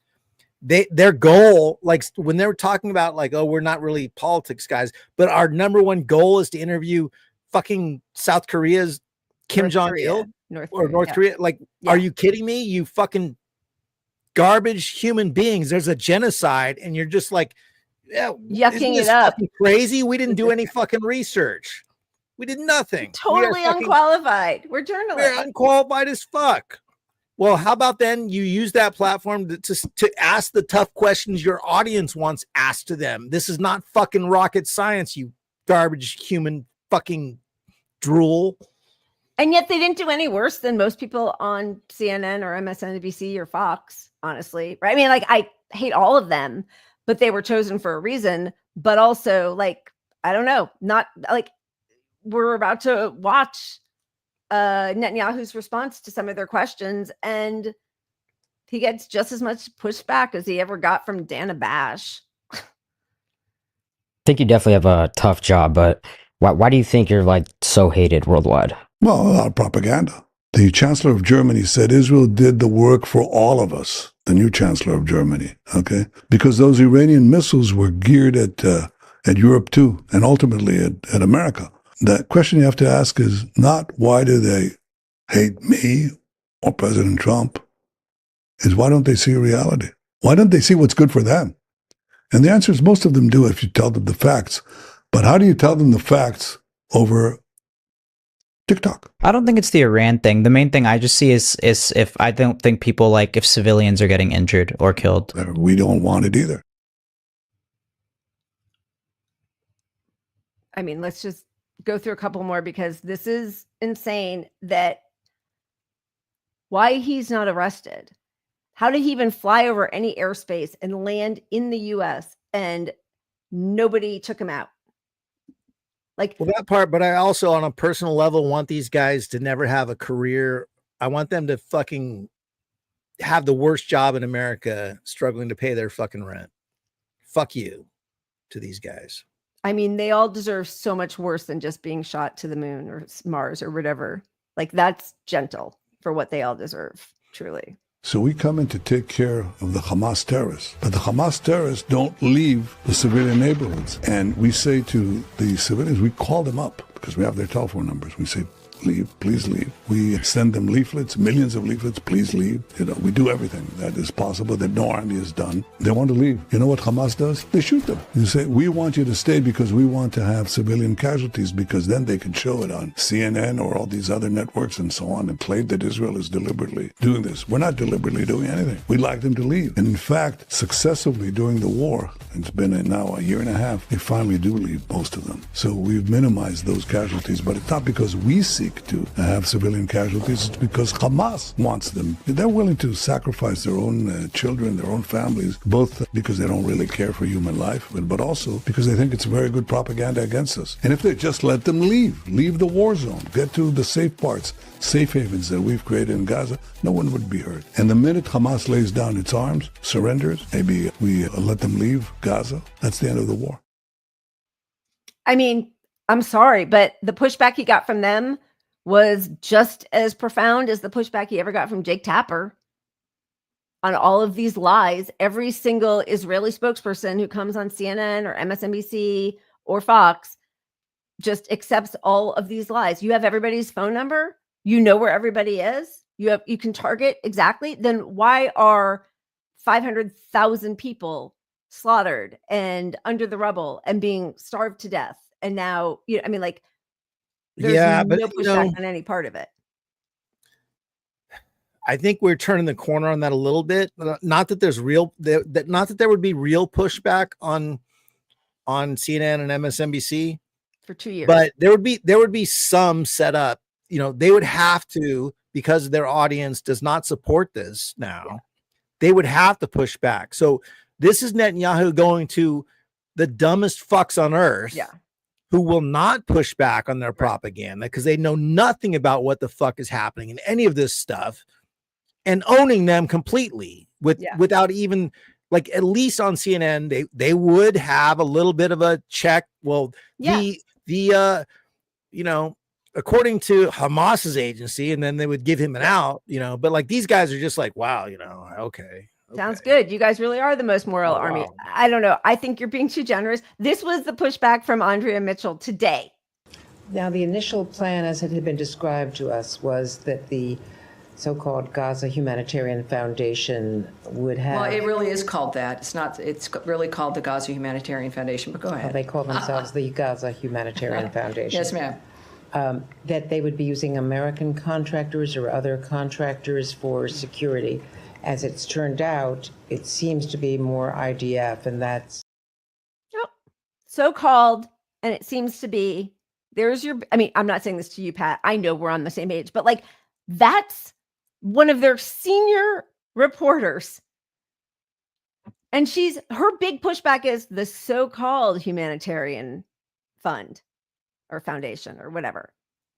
And it seems to be more IDF. Yeah. It seems like, no, it doesn't seem to be, it is IDF and it is American mercenaries and it is ISIS gang thugs that Israel is paying to sow division. And they are luring people into a mousetrap and slaughtering them after they've bombed them for 2 years. They're starving to death. They have dirty feces water. They have no electricity. They are being amputated. They are like so-called. That's her pushback. That's your CNN pushback. So like, yeah, these creeps, it's gross. Of course they were used. Can't stand them. But again, like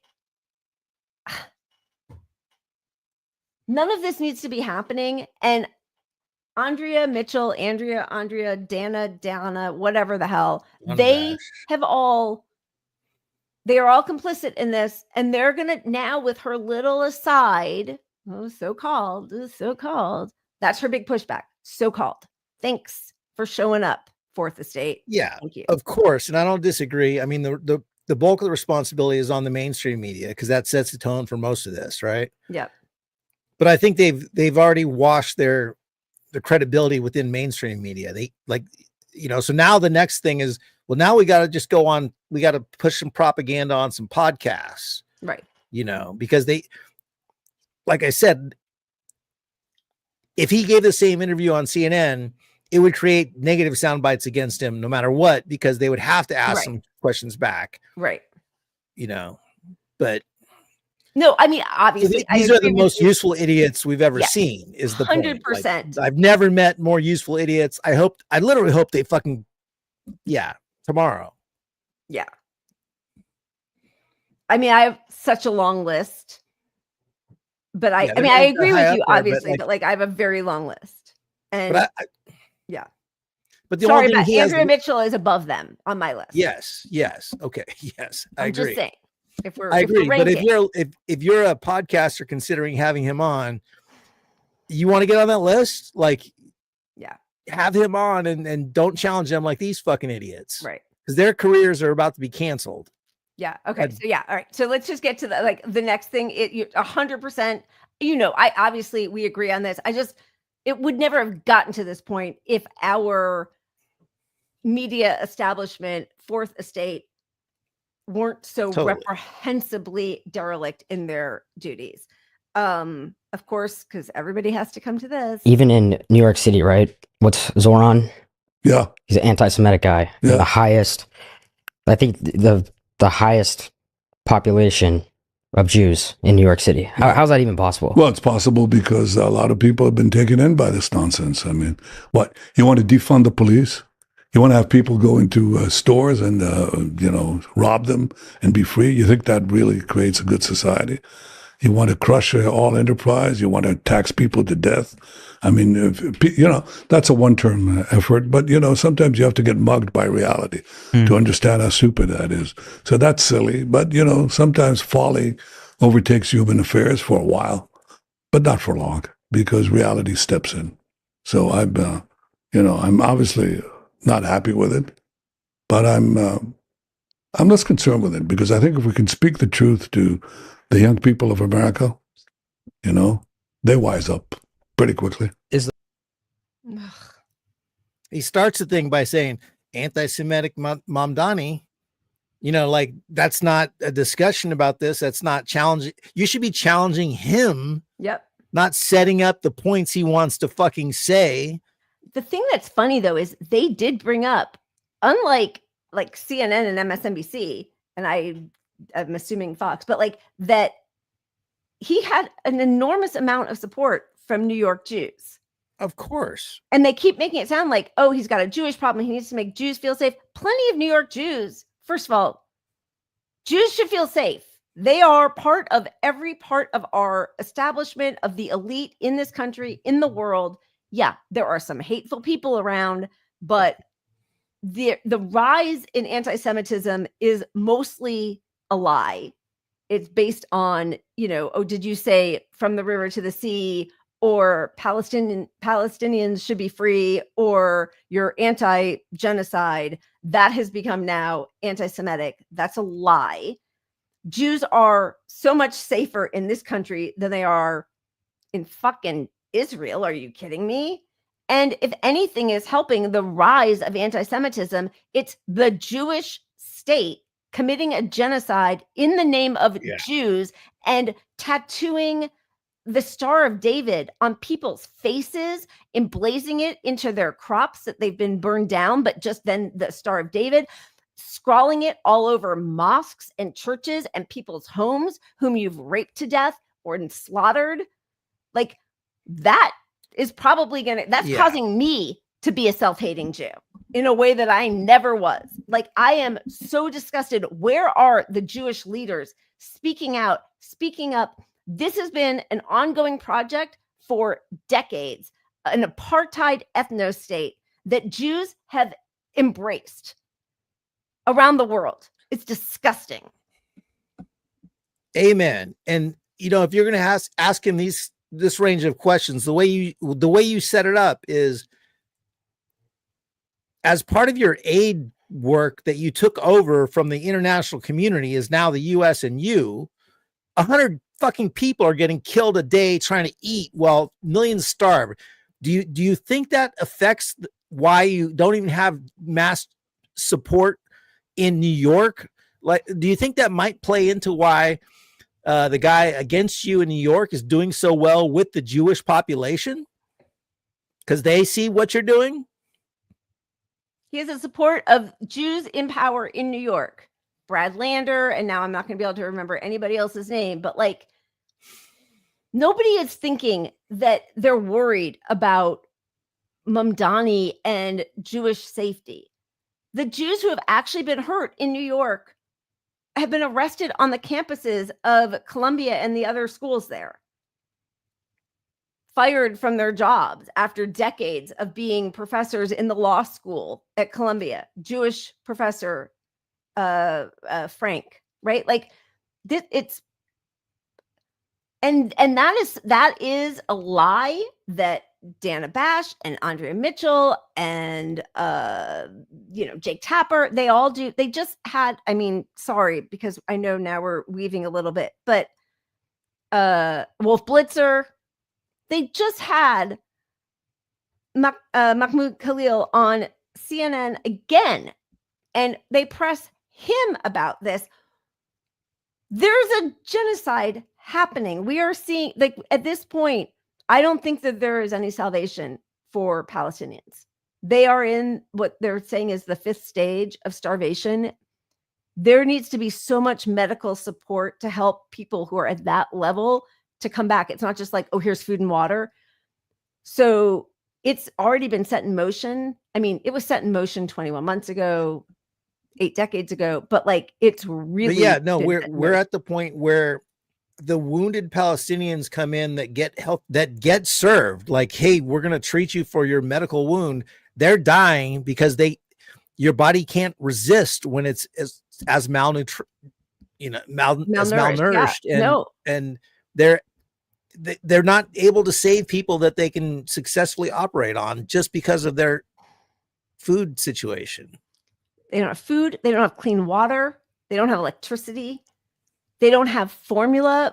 Mothers can't nurse because they are starving. They put a blockade on formula, but even if they gave formula, they don't have clean water to mix it with. Like, the medical volunteers are starving. That's where we're at. The volunteers sent in consistently are messaging their organization groups that sent them there, that they went under, and they're like, we're starving. We have no food.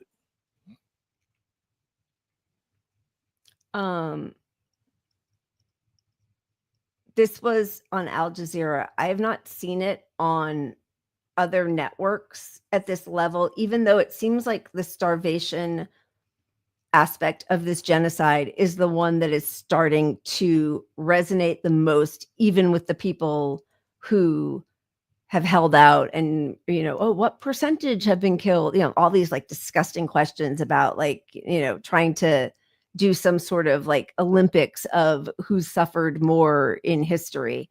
But this was Al Jazeera, and then we do have a clip of an expert on Alex DeWall, who's an expert on famine. But I think this clip sets up the atrocities that are like, I mean, every day it's a different atrocity, but we are now in the bombing, sniping, starvation trifecta. We'll leave you with some of the images of the man-made famine in Gaza, where more than 100 people, including children, have died of malnutrition.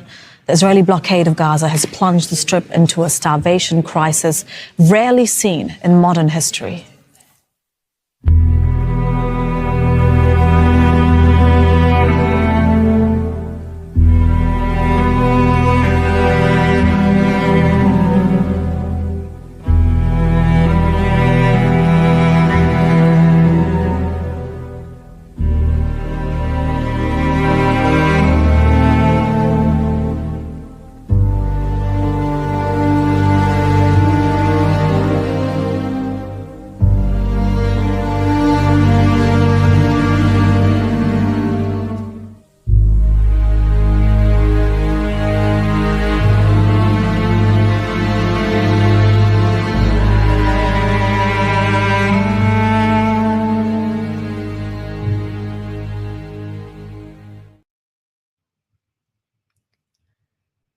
I mean, those images are horrifying, and they're also manicured not to even show some of the absolute worst. The stuff we've all seen is so much worse than they will ever show on TV and even these podcasts. And a journalist came forward. I mean, journalists are now coming forward, and those are the people I've seen the most consistently on camera, right? So like they're people that we've seen from the beginning after October 7th, and you can see the change, of course, in their physical, being. The doctors are fainting along with the people they're supposed to, supposed to be trying heroically to save. There's Israel has now, World Health Organization staff, foreign press, they are staying. And right outside of the border is the solution to save tens of thousands of these people right outside of the border, hundreds of thousands, really, right outside the border, right there, miles away. Right outside. Enough food for the entire population of Gaza for over 3 months, but they won't let us in. And it's not just food; it's medical supplies, it's basic, water, stuff you need to exist. Yeah. Right? It's all right there. And instead, they're doing this Squid Game thing, and as the famine expert says that he has never seen such a specific plan being put into motion and how to regulate calories and then eventually starve a whole population to death. And this is what let's play the clip, and this is disturbing but true. I've been working on this topic for more than 4 decades, and there is no case since World War II of starvation that has been so minutely designed and controlled. This is preventable starvation. It is entirely man-made. And every stage of this has been predicted. And at every stage, action could have been taken by Israel, by the international authorities, international community, those who back Israel, to prevent what is happening now from being prevented. And those steps have simply not been taken.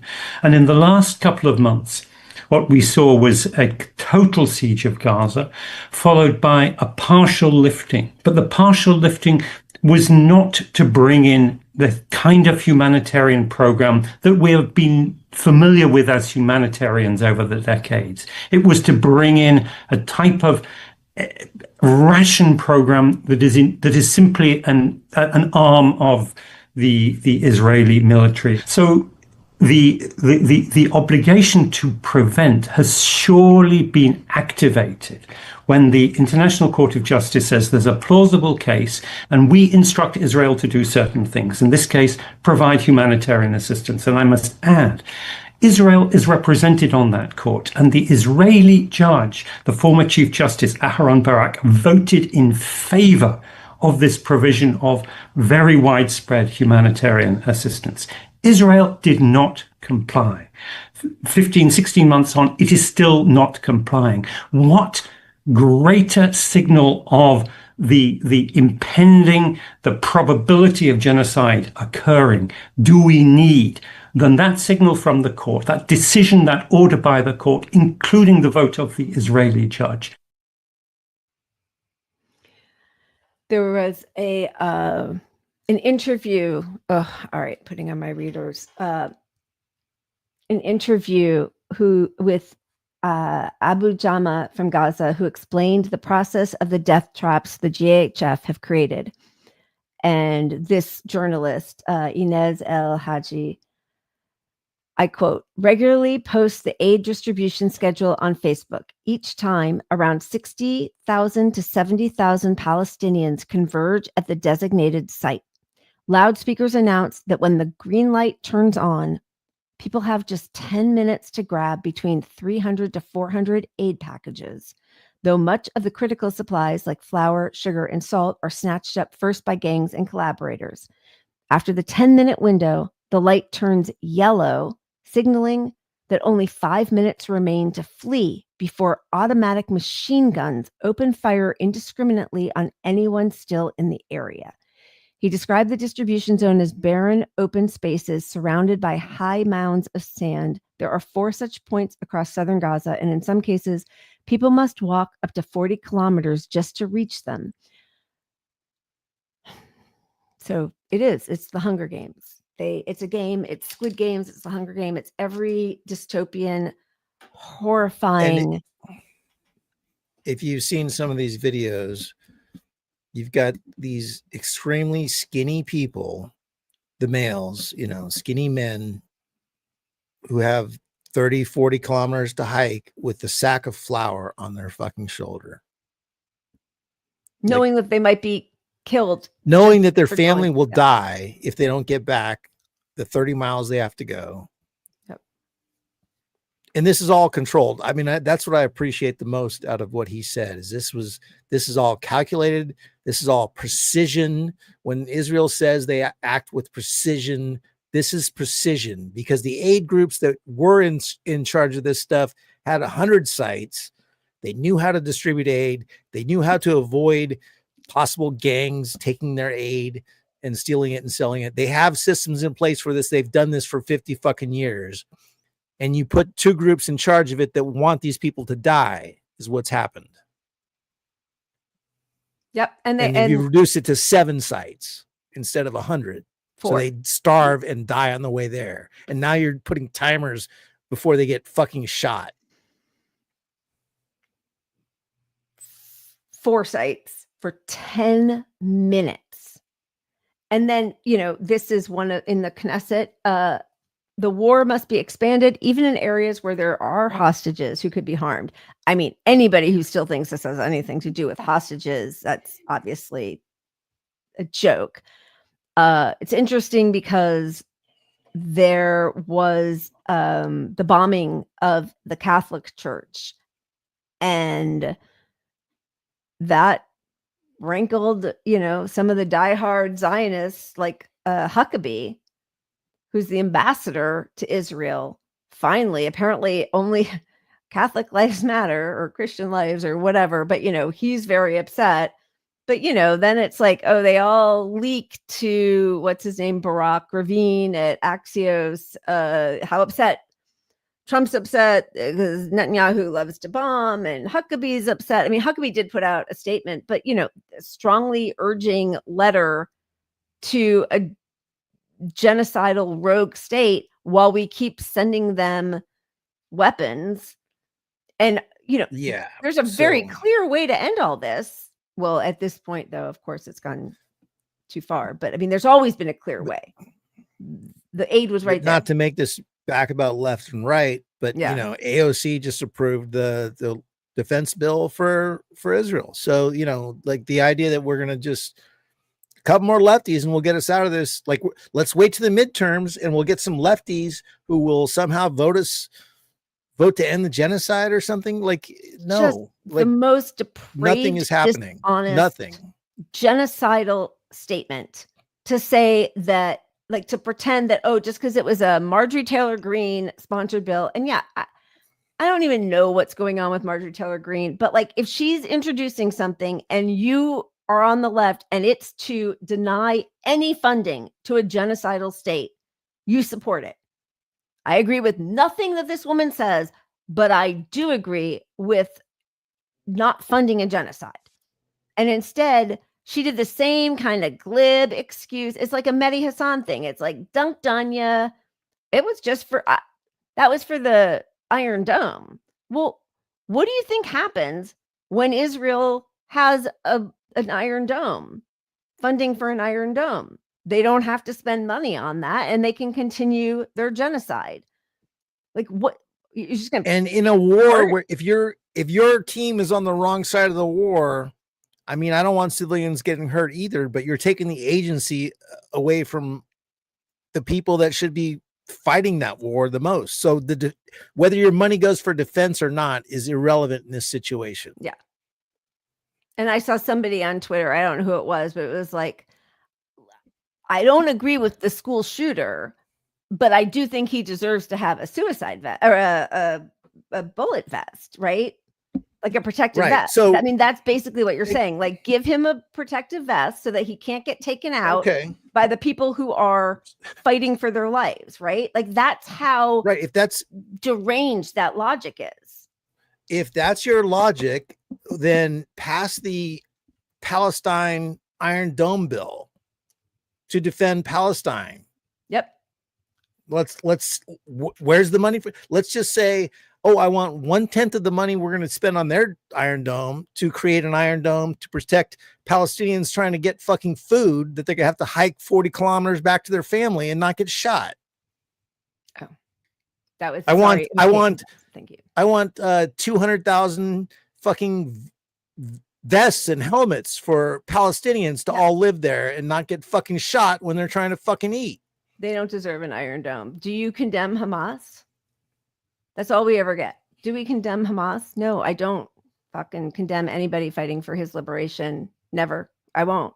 I wouldn't want to live under Hamas, but I will not. I don't want to live under, like. So in the midst of all of this, are mainstream journalists talking to a man who, again, I just always want to point this out, that Mahmoud Khalil, graduate student at Columbia, has not ever been charged with a crime and was chosen by Columbia's administration, chosen by them to be the negotiator between the campus encampments and the administration because of his ability to de-escalate, because of his manner, because of, they chose him. And when he wrote to them and called them and said, I am scared because I know people are following me, Columbia did nothing to help him, and he was whisked away to some prison in Louisiana, has finally gotten out. Most grievous of, oh my God. Allegations. Yeah, but like, going against his First Amendment rights, his rights as a human. Sorry, you guys, my goodness, I'm gonna blame it on my third glass of wine now, but infractions against his civil rights, his human rights. He's out now, married to an American, a green card holder, never been charged with anything, but sat in a prison for 3 months. And the very conservative right-wing Supreme Court said that the grounds that they were holding him on were unconstitutional.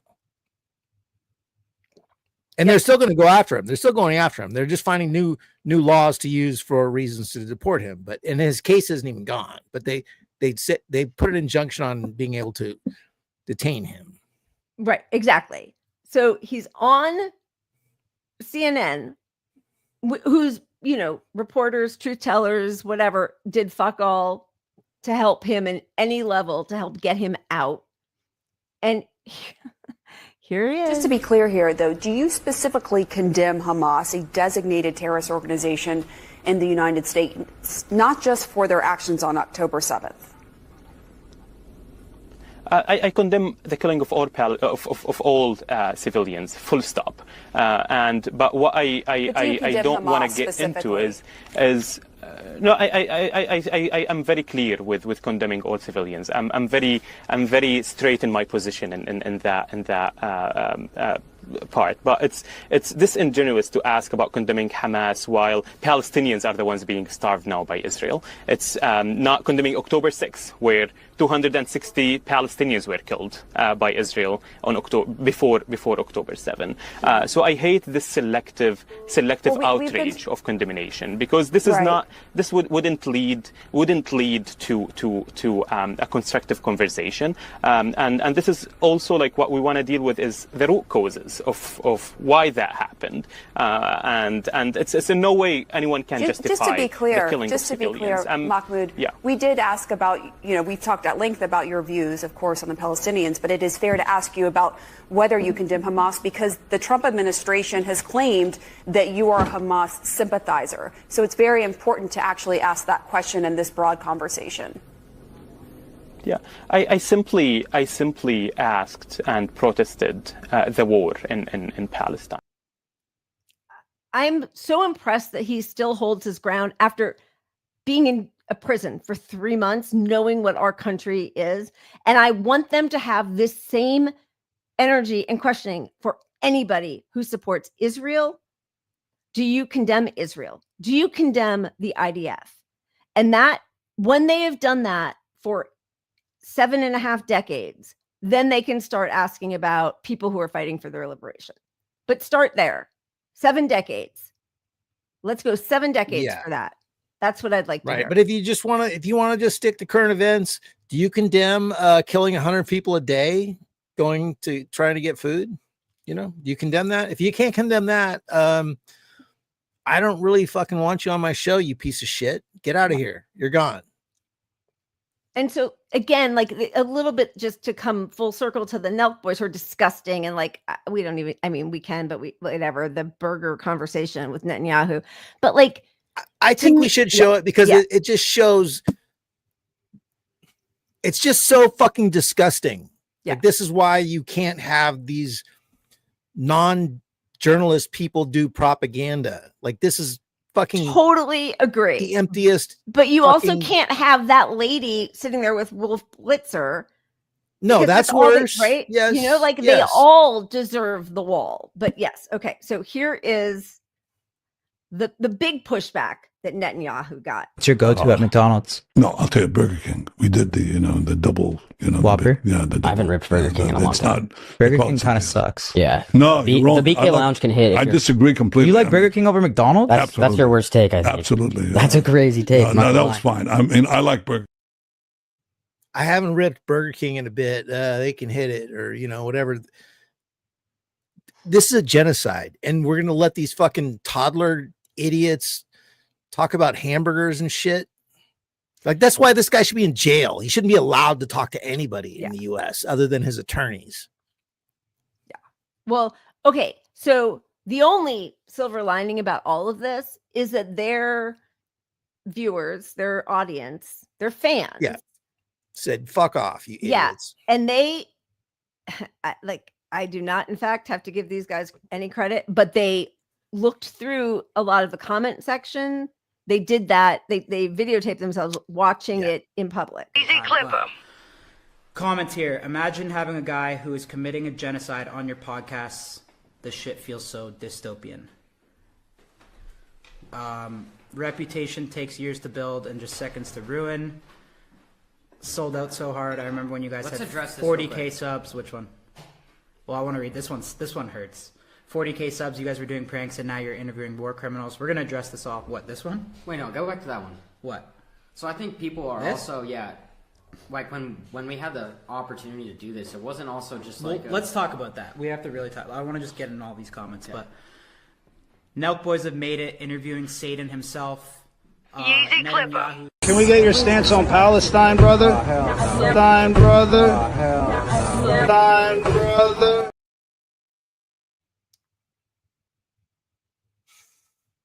Good. It's a good point. Someone said having Netanyahu on is like having modern day Hitler. No, I saw that.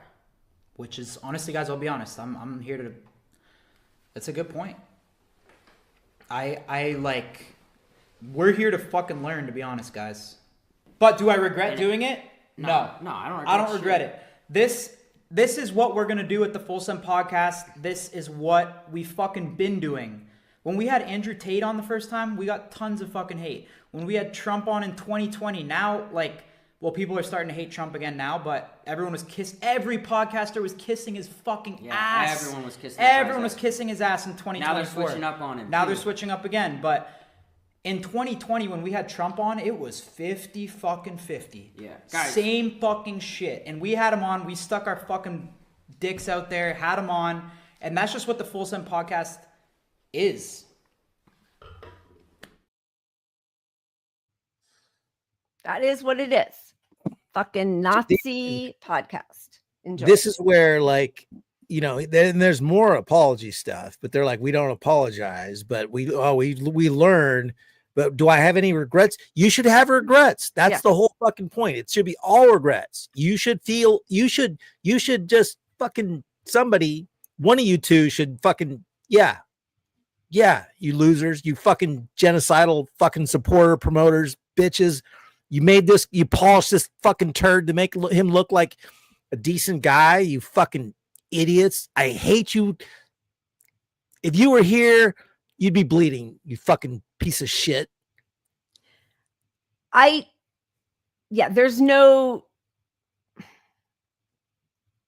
I don't know. No, this look, I know there's a higher bar for media, mainstream media. I'm not saying there isn't, but our society is turning to the next thing, which is, okay, the regular folks talking to people. So you regular folks are just as fucking liable. You don't get a pass because you got some fucking Patreon bucks and paid by these fucks. Agree. You are just as big a piece of shit. Fuck you. Absolutely. Yep. This is how the Holocaust happened. It's the good Germans. It's people not saying anything. Silence is complicity. It is all of that. And they don't deserve any grace at all. I mean, they don't even want it. They're like, do we regret it? No. Now because they've gotten a little more. Now we're radical. We're radical people. We'll talk to anybody. We'll let anybody we'll agree with anybody who comes on our show. We have child rapist Andrew Tate. Come on. Yeah, you want to rehab your. We're the guys. We swing our dicks for all the child rapists. That's basically what they just said. Meanwhile, you have Mearsheimer out there talking about, and more than just Mearsheimer, but I appreciate him saying it. It's it's almost impossible not to talk about how similar to Nazis Israel is. And I know we have all been talking about that for a while now, but the fact that people who, are scholars are talking about it in those same terms, it is an important comparison. I think it is valid. the medical experiments, the raping, the raping, the medical experiments, the cruelty, the reveling in the cruelty. I mean, this is different level brutality, but I shouldn't say that. It's not different level because it's all like this, right? Like the things that happen. The difference is now that, like, okay. Sorry, I didn't mean to cut you off. No, it's okay.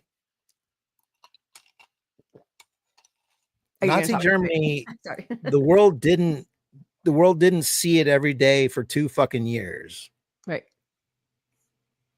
Yeah. You know, and yeah, everybody had to stop the Nazis, but like, okay, now we're watching them for 2 years. Every day is worse. So we've seen it. We know we have no power to stop it, which should make us reflect on our government even beyond this issue, that we have no fucking power. Yep. How do we get power?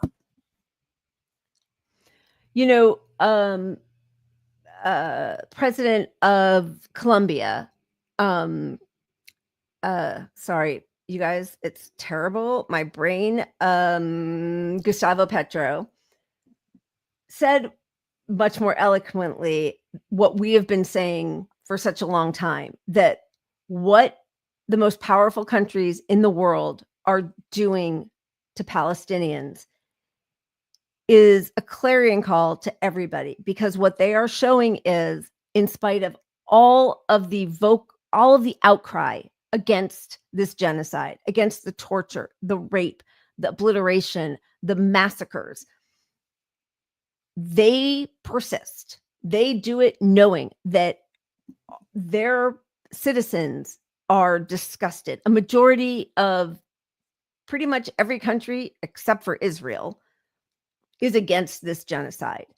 And yet it continues. And what he said was, this is them showing we can do this to all of you. It's what they've done. It's what the US has done to the global South and to the Middle East. But it used to be sort of packaged in a more delicate, wrapper. And now they don't care. And that should really horrify everybody. I know it horrifies all of us, but like, we don't. Yeah. Well, in this country, we don't have a party against it. We don't have a party against it. If all we have is our vote and both parties support it, that's where we're at. That's where most countries are at right now. The public doesn't want it, and both sides of their government. And so they're criminalizing the opposition to it. That's all they're doing. They're arresting people who are peacefully fighting against a genocide, saying your will does not matter. And so, again, this sort of takes me back, like, yes, in the most violent, horrific ways, we are seeing it. We see it with ICE. We see it with our carceral system. We see it with our police. We see it with the fact that, a majority of the country wants to have a living wage, to be able to own a home, to have healthcare, to have education, not to be saddled with never-ending debt. And none of the policies that would get us there, that a majority of our country wants, has been implemented. Not one, because the people in power are not fighting for us. They're fighting against us for the people who give them money. But like, as you keep extrapolating and going out and out and out, what they're saying is, what we do to them, we're going to do to you. So we're not voting our way out of this. There is no democracy right now because our leaders aren't listening to the will of the people, not here, not in any part of the world, about this issue. And there is nobody in power who is willing to fight against this in any concrete measure that would end this genocide. And that, it's not the most frightening thing, because most horrific and frightening is what's happening to the Palestinian people right now, but it's just below it because it's coming for all of us. And Laura brings it up. I mean, yeah, look, to we're in year 5 of a pandemic that didn't go anywhere. It didn't change. In fact, we know how, like, in theory, it could have ended where, like, we realize, it's not that big of a deal. The virus is weakening, and it doesn't have any long-term effects. And after a couple of years, we can treat it with this thing, and you're okay. No, what we know now is it's all bad. Don't get it over and over.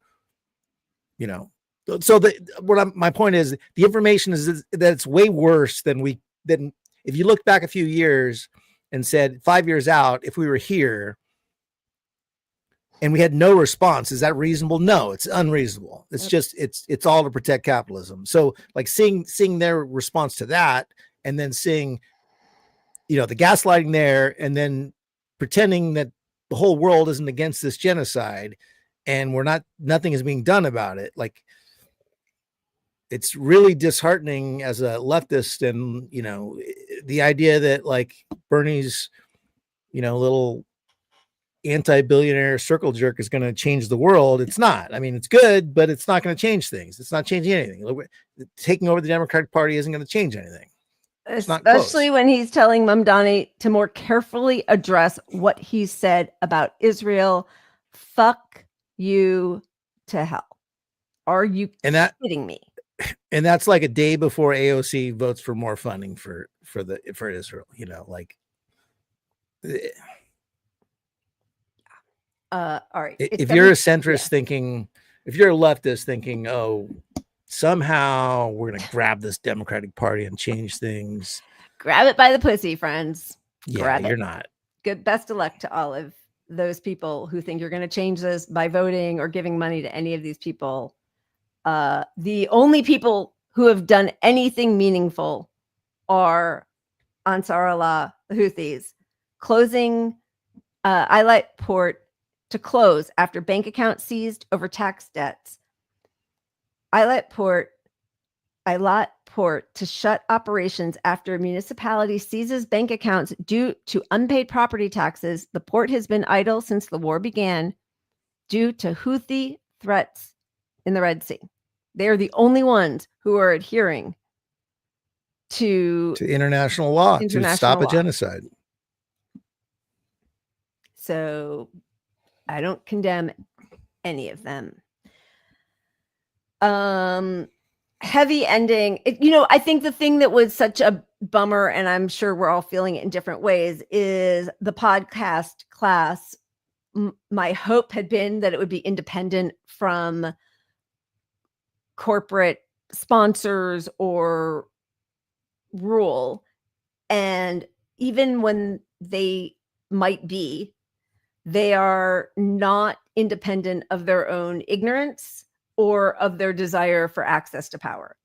So until like all of those aspects are confronted, it's just, I think most young people, like CNN, MSNBC, they've lost all their viewership.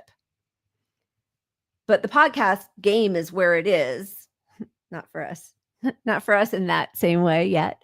But like that's where it is now. And because of that independence from corporate media, all that kind of stuff, there has been like a certain allowance given to them that they're telling the truth.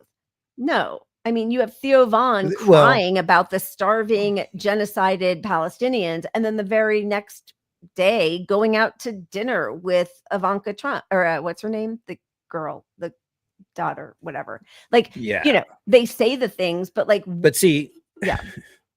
Well, in that respect, I mean, I got totally disavowed of thinking the leftist podcast would be independent and not susceptible to bullshit for money over COVID, because people wanted to get back out to work and ignore COVID. And so like the first thing they had to do to keep an audience, well, a lot of left had to suck up to Jimmy Dore because he's like the next tier up.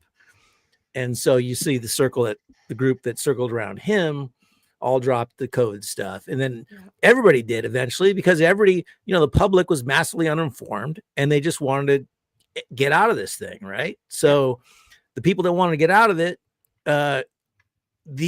these podcasters, who a lot of them knew better, but some also just bought the propaganda and want to get out themselves too. But they all stopped following the news on it. They stopped actually investigating. They wanted to just believe because their paycheck from their podcast depended on it. Because if you were promoting too much of that stuff, you lost viewers.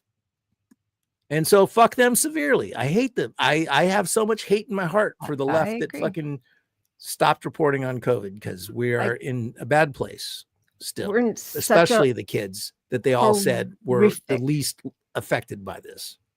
Yeah. Next Wednesday, we're having somebody on, a disability advocate, a professor, and I don't know where, but she just wrote, she was part of an anthology, or not an anthology, but a book with lots of different contributors writing about how responsibility. And the disabled community is like the canary in the coal mine, and how they are treated then just has reverberating effects because it's like the test bubble. What can we get away with? Which people's death and disability are we okay? Some people fall by the wayside. It's a price you all have to pay, but we're willing to pay it. We're willing to have you pay it because we got to get the economy back up and running. That's next Wednesday. So we'll focus a little more heavily, because I know we sort of, haven't made as deep dives into what's happening in COVID right now, but just to put it out there, we are in another surge in many parts of this country: Hawaii, California, Nevada, Texas, Louisiana, Florida, South Carolina. Remember, this is with most states not even reporting. So these are people who are being hospitalized. But as we know, I think between 40 and 60% of cases are asymptomatic. So even the minor asymptomatic cases end up showing lasting organ damage. 50% of post-COVID individuals, and perhaps more in adolescents and children, have organ damage. The brain aging, which has just been on an ever upward tilt for every age bracket. Colon cancer, as we talked about the other day, because COVID is in your guts also, and they keep acting like, how could this be? What's happening? Doctors are wondering. Very significant rise in 20, 30, and 40-year-olds. Nobody knows what's driving this. The thing about all the last 3 or 4 things that we showed is none of them had anything to do with the acute phase, right? So correct. You got over it. You had a mild case. You're like, it's the cold. Well, statistically, that doesn't really matter when it comes to other things like cancer and brain damage, and you recovered from the first phase of it, just like AIDS 10 years ago, 15 years ago, whatever it was when they first came out. So, and of course they put the Maha guy doesn't believe that either. RFK Jr. He's gonna and listen, get the dyes out. I'm fine with that, but I mean that's what it really is. They want us all gone. It's just mass. RFK Jr. He's taking all the people off the vaccine boards who recommend vaccines. The scientists they're gone. It's anti-vaxxers are now running the vaccine recommendation group. But in fairness, he's fighting food dyes and Fruit Loops. So that should change the world right there. And putting cane sugar back in your sodas. Make America healthy again. Yeah. And that reminds me, the same time I watched that clip, and Lila and I were messaging, I'm like, I just watched this clip of them going after Mahmoud Khalil. And then I'm like, and then 10 minutes later, they had on the president of Harvard, and they're saying like, don't you regret all that anti-Semitism now that all science is getting defunded for you?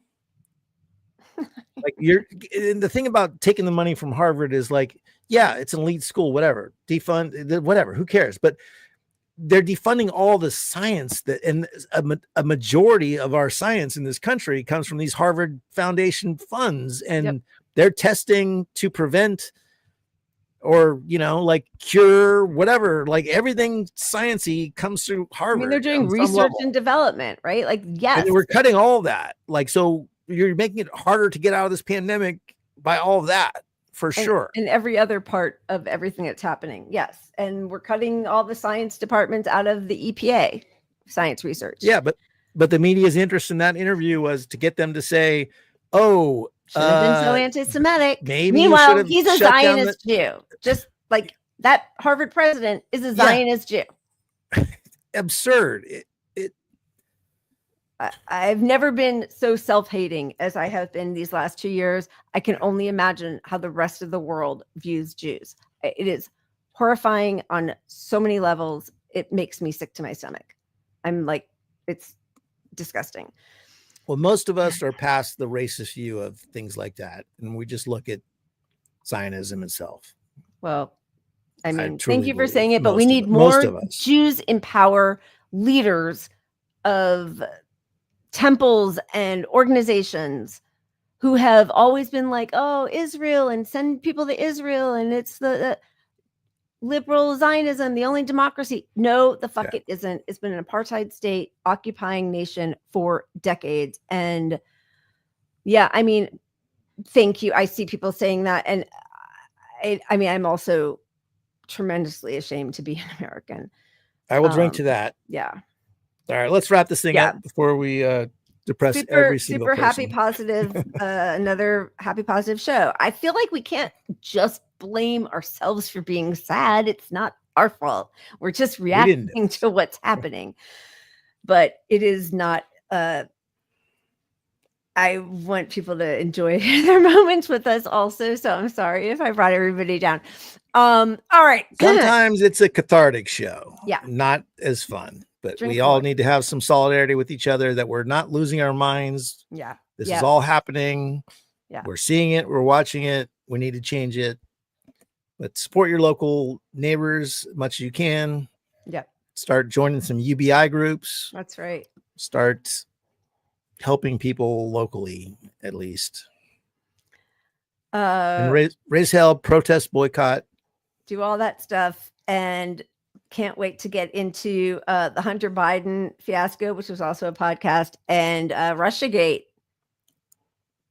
and Epstein on Wednesday. If nothing happens between now or what's today, Wednesday, now and Sunday, that's what we're looking towards. But who knows? Because every day there's another crazy occurrence. All right, but Sunday we're gonna make sure we infuse more just ridiculous. Yeah, a little more joy and like the kicks. Sunday's shit show. We try to have a little more fun. A little more fun. All right, this is just to set it up. Hundreds of Israelis stranded aboard the Mano maritime cruise ship at the port of Syros, Greece, after pro-Palestinian protesters blocked their disembarkation. They were stuck on their cruise ship because nobody wants genociders in their space. Cheers to all of you guys. Thank you. Keep punching up. We'll see you on Sunday. Cheers.